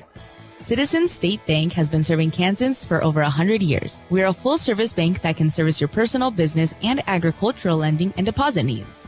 Citizens State Bank offers 24/7 convenience with mobile deposit, online banking, and our ATM conveniently located in front of the building. Stop by and see our friendly and helpful staff. Citizens State Bank at 600 Maple Street in Gypsum, Kansas. Citizens State Bank and Trust Company is a proud supporter of the Southeast of Saline Trojans. You're listening to Trojan Football on KINA Sports. Luke Gebhart, for the 4th time tonight, has entered the end zone on a rush. 9 carries, 96 yards. It's a 7-play drive, capped off by Luke's 4th touchdown of the game. The extra point kick was blocked, and 44-13 now is our score with 9:29 left to go in the fourth quarter. That scoring drive recap for the Trojans brought to you by Phillips Seed Farms. And I think right now you just got to continue to stop the run, continue to win the line of scrimmage. And for being outsized and outmanned as big as this offensive line is, kudos to those front 3 on this defensive line for Southeast of Saline. Luke has 6 touchdowns if you include his 2 throwing touchdowns to Michael Murray. Wow. Yeah. Here is a kick that is going to trickle along the sideline, and hustling down the field trying to save it and trying to get that possession was Cameron Woody for Southeast of Saline. He nearly got there before the ball went out of bounds, and Hoisington will have good field position here to start at their own 35. Yeah, so really not much. Actually, I think they're going to take it to 40. Nope, I think they are going to put it at 35. So really only a 1-yard penalty right there. But how about the hustle by Cameron Whitty down the sideline right there? We're both on 39. Oh, okay. I guess maybe it's just a 5-yard penalty. If it's news to me. Yep. First down and 10 from the 39 for the Cardinals. 1 wide receiver on each side. Moore fakes the handoff, he keeps it, and he's going to lose 2 yards. Cameron Woody in there on that play. First one to arrive for the Trojans is Trevor Keller. We've been saying his name quite a bit. Yeah, and Trevor, and Josiah Monday and Slade Johnson have been playing incredible too, but Trevor Keller just making plays and hustling all over the field tonight. Second down and 12 for Hoisington. Trevor Keller doing a dance as he decides where to set up. Now he settles in on that left end. Play action. Moore wants to pass, puts it over the middle of the field, has a guy. It's going to be complete for a first down. Landon Allen makes the tackle at the 50-yard line as Gage Britt caught his first pass of the night for 12 yards.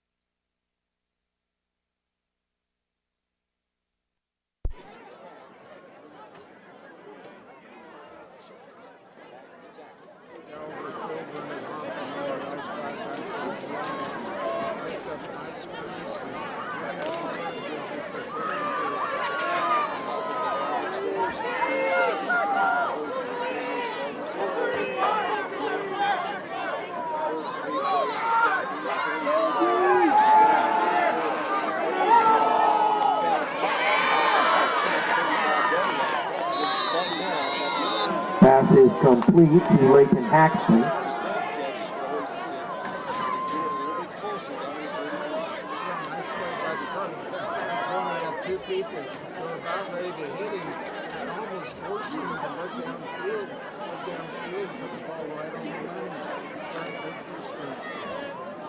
First down, Cardinals.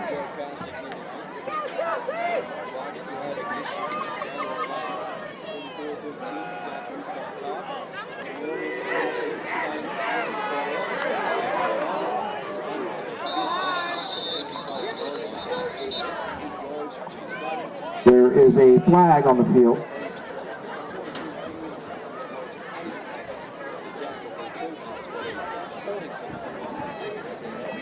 Holding against the Cardinals. He'll give us the time, we'll post it.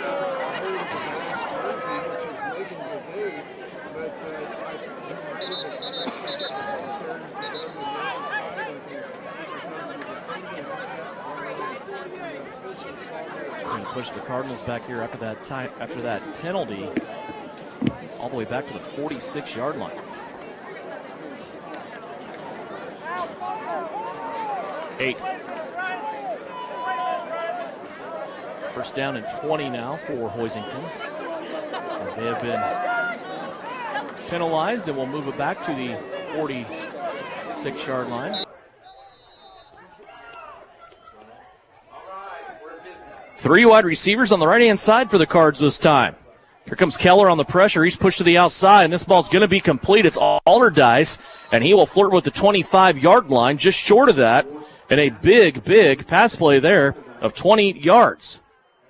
Tony Moore to Mason Allardyce. Yeah, and that ball nearly being picked off right there. Just a great, great job just getting there a hair late. Tony Moore looks pretty good throwing the football, doesn't he? Yeah, he looks really good throwing the ball. Second down and 3.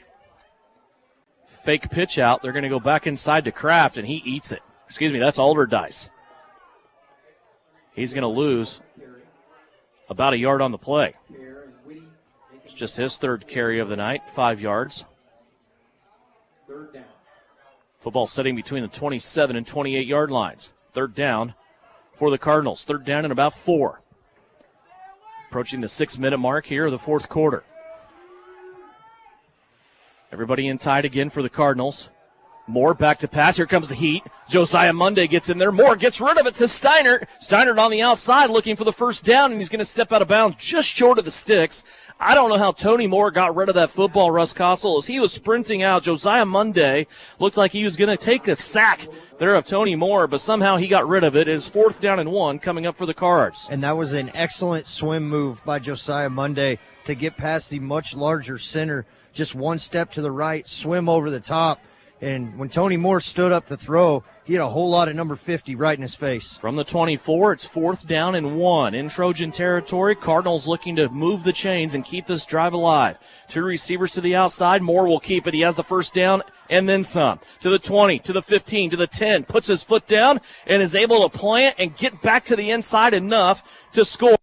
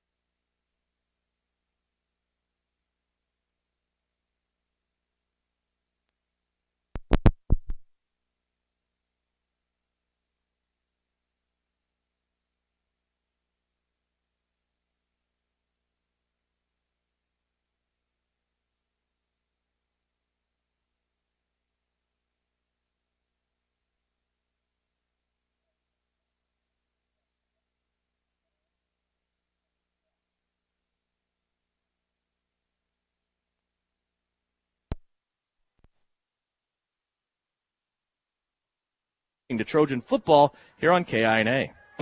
Salina Regional's Orthopedic and Sports Medicine is your home field advantage. Our physicians include sports medicine physician Dr. Matthew Pyle, along with orthopedic surgeons Drs. Travis Rump and Todd Riley, plus an A-team of certified athletic trainers and physical therapists. We're ready when you need us to help prevent injuries, enhance performance, or to heal through surgery and rehabilitation. For area athletes to weekend warriors, the home field advantage starts at Salina Regional Orthopedic and Sports Medicine. You are listening to Southeast Trojan Football on KINA Sports. Kingman is victorious tonight. They go into Beloit. They beat the Trojans 35-6. Kingman now in the sub-state round of 4, awaiting the winner of this game.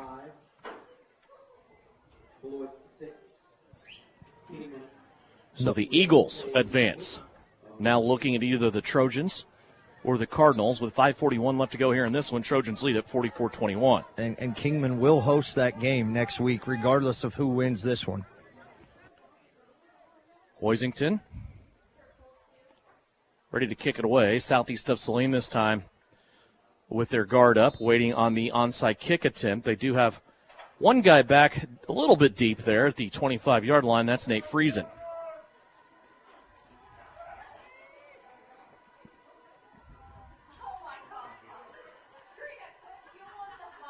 Morales with his hand in the air. Here comes the onside. He goes right this time. And it looks like somebody for the Cardinals offsides. Flag came from right down the line where the kick came from. So this will back Hoisington up, and they'll have to kick it again.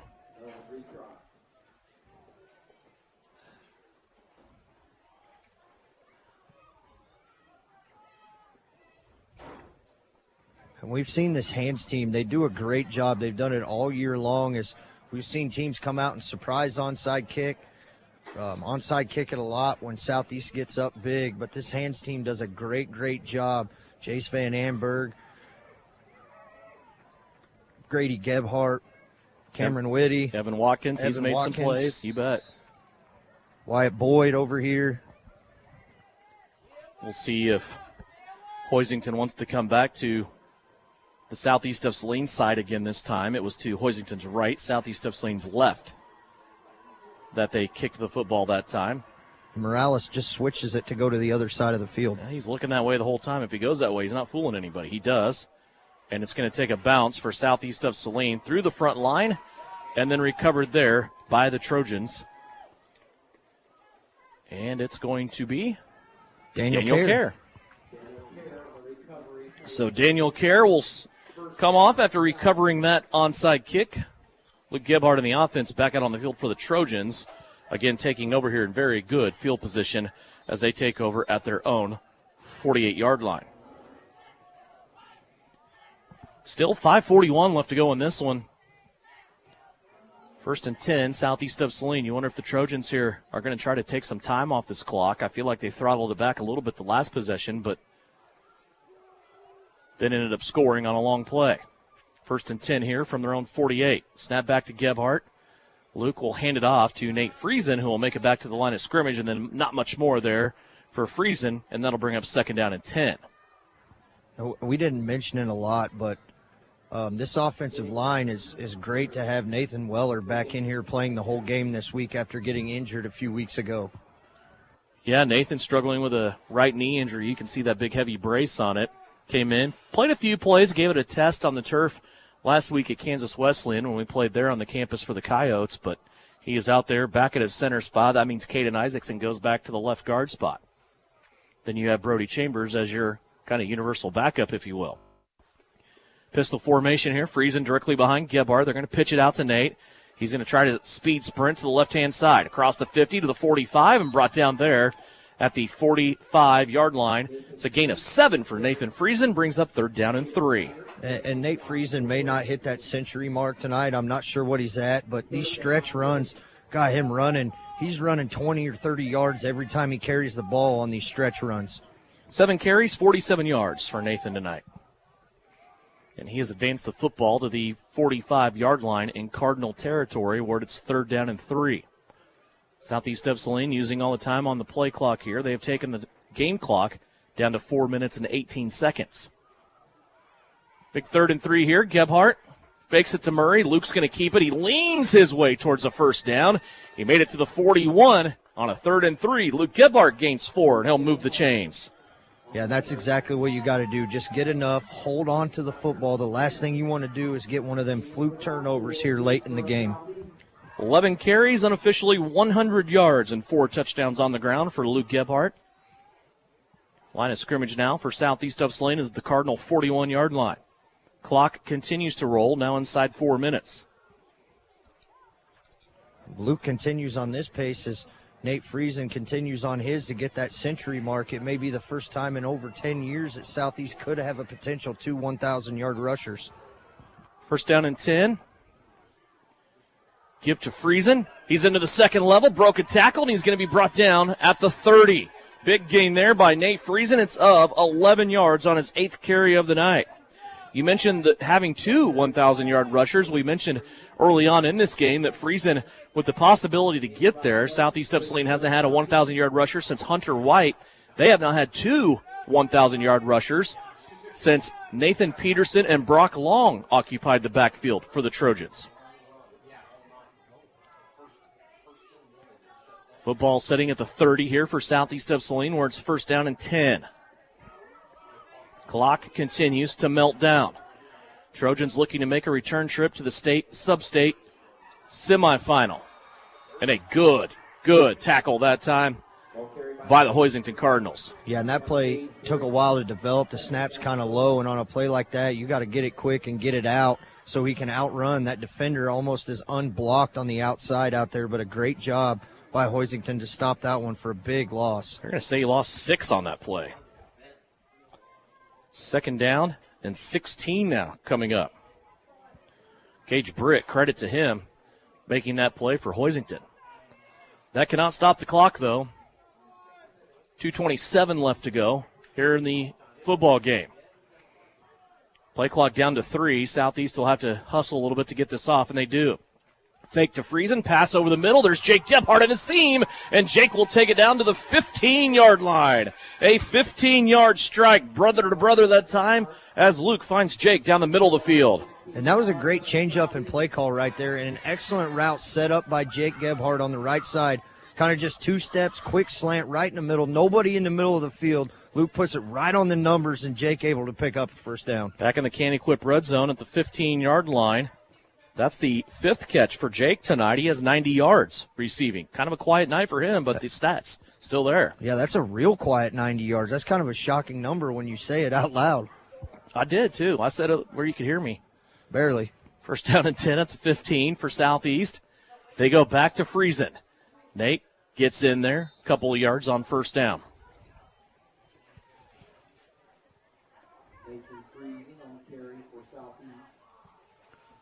Clock down to 90 seconds left in this game. And Hoisington no hurry or do to call timeouts to stop, try to get the ball back or anything. So you may be able to run this clock out right here. When the final buzzer goes, we'll take a quick timeout. When we come back, we'll have Mitch Gebhart on the field. We'll also have final stats of this game, a Vernon Jewelers gym of the game, and take a look ahead to what's next week for Southeast of Saline, as it looks like they will go another week into November. Second down and 10. Friesen will take the handoff. Broke a tackle at the line of scrimmage, now sprints out left. Cuts it back to the right. He is down at the 5-yard line for Southeast of Saline. Nice carry that time of 9 yards by Nate Friesen. Yeah, and him not picking up the first down right there will continue to keep this clock running, and there's about a 12 to 13-second differential, so this will more than likely, if it's not a touchdown, be the last play of this game. We saw Southeast in this position last week. They took a knee and let the clock run out when they were down in the red zone. And I think looks like they're going to do the same thing here. Victory formation for the Trojans. Looks like they are going to take this 44-21 victory here against a Hoisington Cardinal team that came in and fought their tails off. But it was the passing game for Southeast of Saline that was just too much in this game. The Cardinals couldn't keep up. And Southeast of Saline, for the second consecutive year, moves their record to 11-0, and they have punched their ticket to the sub-state round. They will be one of the final 4 teams in Class 2A vying for a state title next week. 44-21 our final score. Trojans win it. Postgame starts now. It's brought to you by Commercial Tire Centers. Coach Gebhart, final stats, and a final check of your Bennington State Bank scoreboard, along with the Vernon Jewelers Gym of the Game, coming up after a Trojan victory on KINA. Fall is the absolute best time for the experts at Commercial Tire Centers to look over your vehicle. Summer was tough on your tires, and winter's coming on strong. You don't want to be left stranded with tires that aren't performing. Car, truck, SUV, trailers, farm, and big rigs.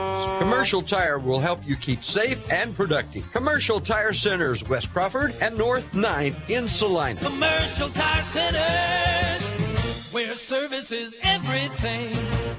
Everyone at Vernon Jewelers would like to thank you for coming to the store and celebrating the 138th anniversary. They want to remind you the holiday season isn't far away. Shop now and get these holiday gift ideas for that special someone or special occasion. They can custom order pieces and also do custom engraving. The service shop is ready to serve you and take care of anything you might need, from repairing to cleaning. Vernon Jewelers, downtown Salina, where it's the little things that matter since 1884. When does normal acute pain become abnormal chronic pain? Chronic pain can be one of two types, nociceptive and neuropathic. Each type differs based on what causes it, what it feels like, and what treatments may relieve it. Neuropathic pain can often be managed by a therapy called neurostimulation or spinal cord stimulation. If you suffer from chronic pain, ask your primary care physician for a referral to the Salina Pain Clinic. Our pain specialist will discuss the right options to manage your pain. Online at salinapainclinic.org. Insurance is something we all need in our business, home, car, and life. But do you really understand what's covered? And most importantly, what you are paying for? Hi, this is Rob Carlson in the Salina office of Smart Insurance.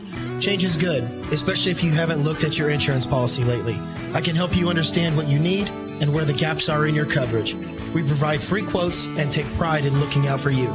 Smart Insurance, with locations in Salina, Abilene, and Harrington. Give us a call today. Time for the Trojan postgame show on KINA Sports. Stick around for the game recap, final stats, and reaction from the coach. This is Trojan football on KINA. Back here on postgame, it's brought to you by Commercial Tire Centers. A Trojan victory this season, Southeast of Saline win, 44-21 here in this game. Against the Hoisington Cardinals, Southeast of Saline now goes to 11-0. Hoisington finishes their season at 8-3. Check out the final numbers while we await the presence of head coach Mitch Gebhart. Russ will get in there before all the other people that are here to visit with him, and we'll get that visit first. For the Hoisington Cardinals, 149 yards rushing. It's the most rushing yards given up this year by Southeast of Saline's defense, but this Hoisington team averages twice that this year. They average over 300 yards rushing per game this season. They also had 126 yards passing. You put that all together, and it's the most yardage given up by Southeast of Saline's defense since week number 1 against a very electric Rock Creek team. For Southeast of Saline, Luke Gebhart throwing the football, 19 of 27, 276 yards, 2 touchdowns, and an interception. Gebhart, though, had a heck of a day on the ground. 11 carries, 100 yards, and 4 touchdowns. He was in for 6 touchdowns altogether tonight. Luke Gebhart with one heck of a night. His favorite target in the passing game was Michael Murray, 9 catches, 131 yards, and 2 catches for Michael Murray. Rushing the football, other than Gebhart's 100 yards, was Nate Friesen, 11 carries, 63 yards for Nate. Michael Murray had 3 carries, 19 yards. Daniel Kerr had 3 carries for 10 yards. Receiving, other than Murray's 8 catches and 131 yards with 2 touchdowns, Nate Friesen had a couple of catches for 30 yards. Landon Allen, 3 catches, 14 yards. Jake Gebhart, 5 catches, 90 yards. And Tucker Thaxton had a catch for 4 yards. All in all, Southeast of Saline on the offensive side of the ball tonight, 182 yards rushing, 276 yards passing for a total of 458 yards. Southeast of Saline gets the victory, 44-21. Pictures being taken as another piece of hardware lands with Southeast of Saline and their trophy case. They will move on now to the sub-state round of 4 teams left in Class 2A in the state of Kansas. They will go to Kingman to play next week against the Eagles, 2 undefeated teams that are 11-0 going at it next week in Kingman for a right to play the following Saturday after Thanksgiving in the state title game in Salina at Salina Stadium. Waiting Mitch Gebhart once again. as the team picture is being taken. And Russ, this is just one heck of a game. When you look at this game here tonight, Southeast came out from the beginning, and as we've seen them do a couple of times, they put up 14 points in the first quarter. They could have put it away, really, honestly, when you look at it in the second quarter. But they had an interception right there right before halftime. They come out, though, in the third quarter, and they finish business. Yeah, and you're exactly right. And you hold a team like this to well under 100 yards under their averages. We got one happy guy right now, Coach Mitch Gebhart, 44-21. A great job winning the line of scrimmage this whole game on a tough front line for Hoisington. Yeah, it is. That's a good football team. Yeah. I mean, there's no question about it. They play physical. They're coached well, and their kids play awful hard. It's hats off to Hoisington because they're a dang good football team. I thought our guys up front, I mean, we battled and fought, and that's what those guys for us do up front. So they presented opportunities for other people to make plays then. Yeah, and let's talk about those front three up front, Trevor Keller, Josiah Monday, Slade Johnson, but in particular, Trevor Keller stuck out tonight to us all over the field, never giving up, running the quarterback down the line of scrimmage, always in the backfield, and well undersized, these three coming into this game, but absolutely dominated the line of scrimmage. Right, and they're going to be sore tomorrow because they had pounded and beat and everything else. But I'm awful proud of the way they played. Did their job. I mean that's what their job was. Take up blocks so that other guys can make tackles. And you got a good group of boys when they understand what their job is and other guys are going to get tackles. And I may not get as many tonight because of where I'm playing and what I'm doing. And they stepped up and did that. And onto the offensive side of the ball, once again, your line of scrimmage just dominated there, allowing Luke to have all kinds of time throwing the ball. Luke had 4 rushing touchdowns tonight, throws the ball for 2, accounts for 6 total touchdowns. But once again, just your overall perspective on this offense. Well, and Luke ended up with the touchdowns tonight, but somebody else will end up with them another time and everything else. That's just the way it kind of ended up. Those guys kept blocking up front. That one touchdown run I'm thinking of when he turned the corner and went up the sideline over here. Guys were blocking, and nobody broke open, couldn't find anybody, and he turned the corner, and because everybody was blocking downfield and on the line of scrimmage, when he turned up and was untouched to the end zone. So that's just good team football, and that's the way these boys are playing right now. Yeah, and they understand their job, like you said. They all play together. This team is fun to watch. It's been a fun ride. Went 1-0 this week. We go 1-0 next week on the road at Kingman next week. So, Coach, have a good week of practice, and we'll talk to you next week. All right, that sounds great. Thank you. All right, Devin, back to you. Thank you very much, Russ Castle on the field with a victorious head coach. It's Mitch Gebhart. 35-6, Kingman beat Beloit, so the Eagles have earned a home game against Southeast of Saline next week. Southeast of Saline on Friday will travel to Eagle Land to take on the Kingmans. Both teams come into this game 11-0. Once again, an interesting night here for Southeast of Saline. They jump out of the gate. They get 14 points. They weren't 14 unanswered, though. Luke Gebhart got the first score of the contest with an 8-point performance on his first run of the night. 2-point conversion went to Landon Allen.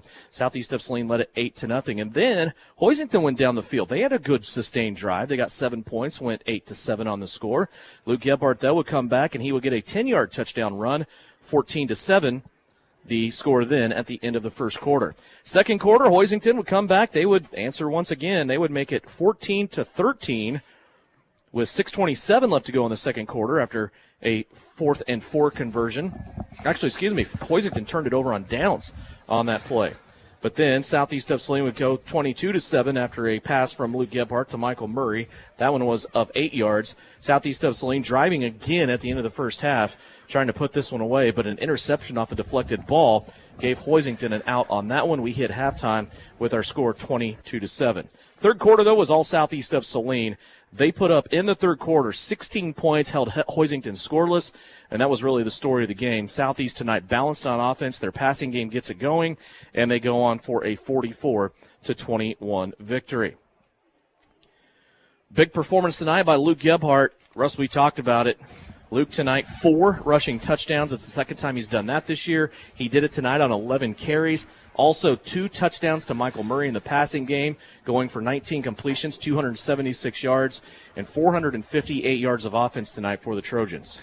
Yeah, now that'll Luke at 23 passing touchdowns on the year, but You said it, the 4 on the ground now brings him to 17 rushing touchdowns on the year. That's 40 touchdowns that have come off of number 19, Luke Gebhart, in some way. And he had some sort of look in his eye tonight in pregame, and that look played out well. Is really this whole offensive line, the whole offense, the defense.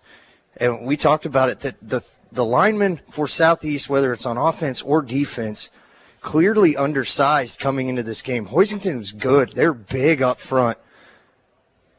But big doesn't beat heart, and that's what this Southeast of Saline team has. No quit. They know they're undersized. They've been undersized in about every game. And it's fun to watch this defense play. It certainly is that. We'll have a complete game wrap of this game tonight on SalinaPost.com, courtesy of our friend Tyler Henry. And now we're looking ahead already to next week. In Kingman, they come with a big victory. That was a revenge game for Kingman. We haven't talked about that a whole lot tonight. Beloit beat them out in the semifinal game, round of 4 last year to go to the state title game.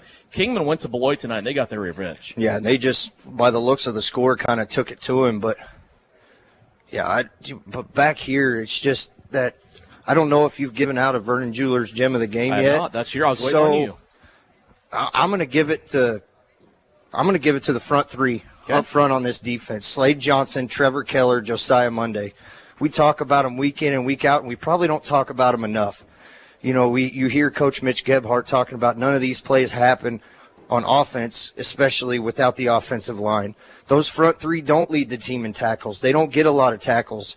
But when you got 3 guys that can take up 5, especially the size of these Hoisington Cardinals, I think you have to give it to those front 3. Slade Johnson, Trevor Keller, Josiah Monday. Hats off to you guys, my friends. You played a phenomenal, phenomenal game tonight. Good call. I like it. That's our final here from Steve Fritz Field for the last time. We knew coming in, win or lose, this will be the last home game for Southeast of Saline, and they get the victory. They will play on. They will be one of 4 teams next week in Class 2A vying for a state title. They will go to Kingman and have to earn that ticket to the state title game on the road against a very good Eagle squad who is 11-0. Want to remind you, coming up in about 30 minutes, we have the high school football scoreboard show. It's brought to you by Home Automotive Centers and also Salina Surgical Hospital. It will run for a full hour from 10 until 11 o'clock. Scores and game wraps from across the state of Kansas. And Eric will help you get all your playoff matchups set for next week as he passes along who advanced tonight and who ended their season. Also, good luck to Southeast of Saline's winter sports teams, wrestling, also girls and boys basketball. They start practice on Monday as they look ahead to their upcoming seasons. And Chiefs football coming up on Sunday, pregame at 11 o'clock, kickoff at noon, Chiefs and Jaguars at Arrowhead Stadium here on KINA. For Big Sam and Pretty, back at Studio Central, Brian Dennett up on the roof, providing live stream video on SalinaPost.com. Russ Kossel, I'm Devin Haney saying thank you for joining us. We sure appreciate it. Trojan football tonight. The Trojans get a victory, and they advance 44-21 over the Hoisington Cardinals. Have a great weekend.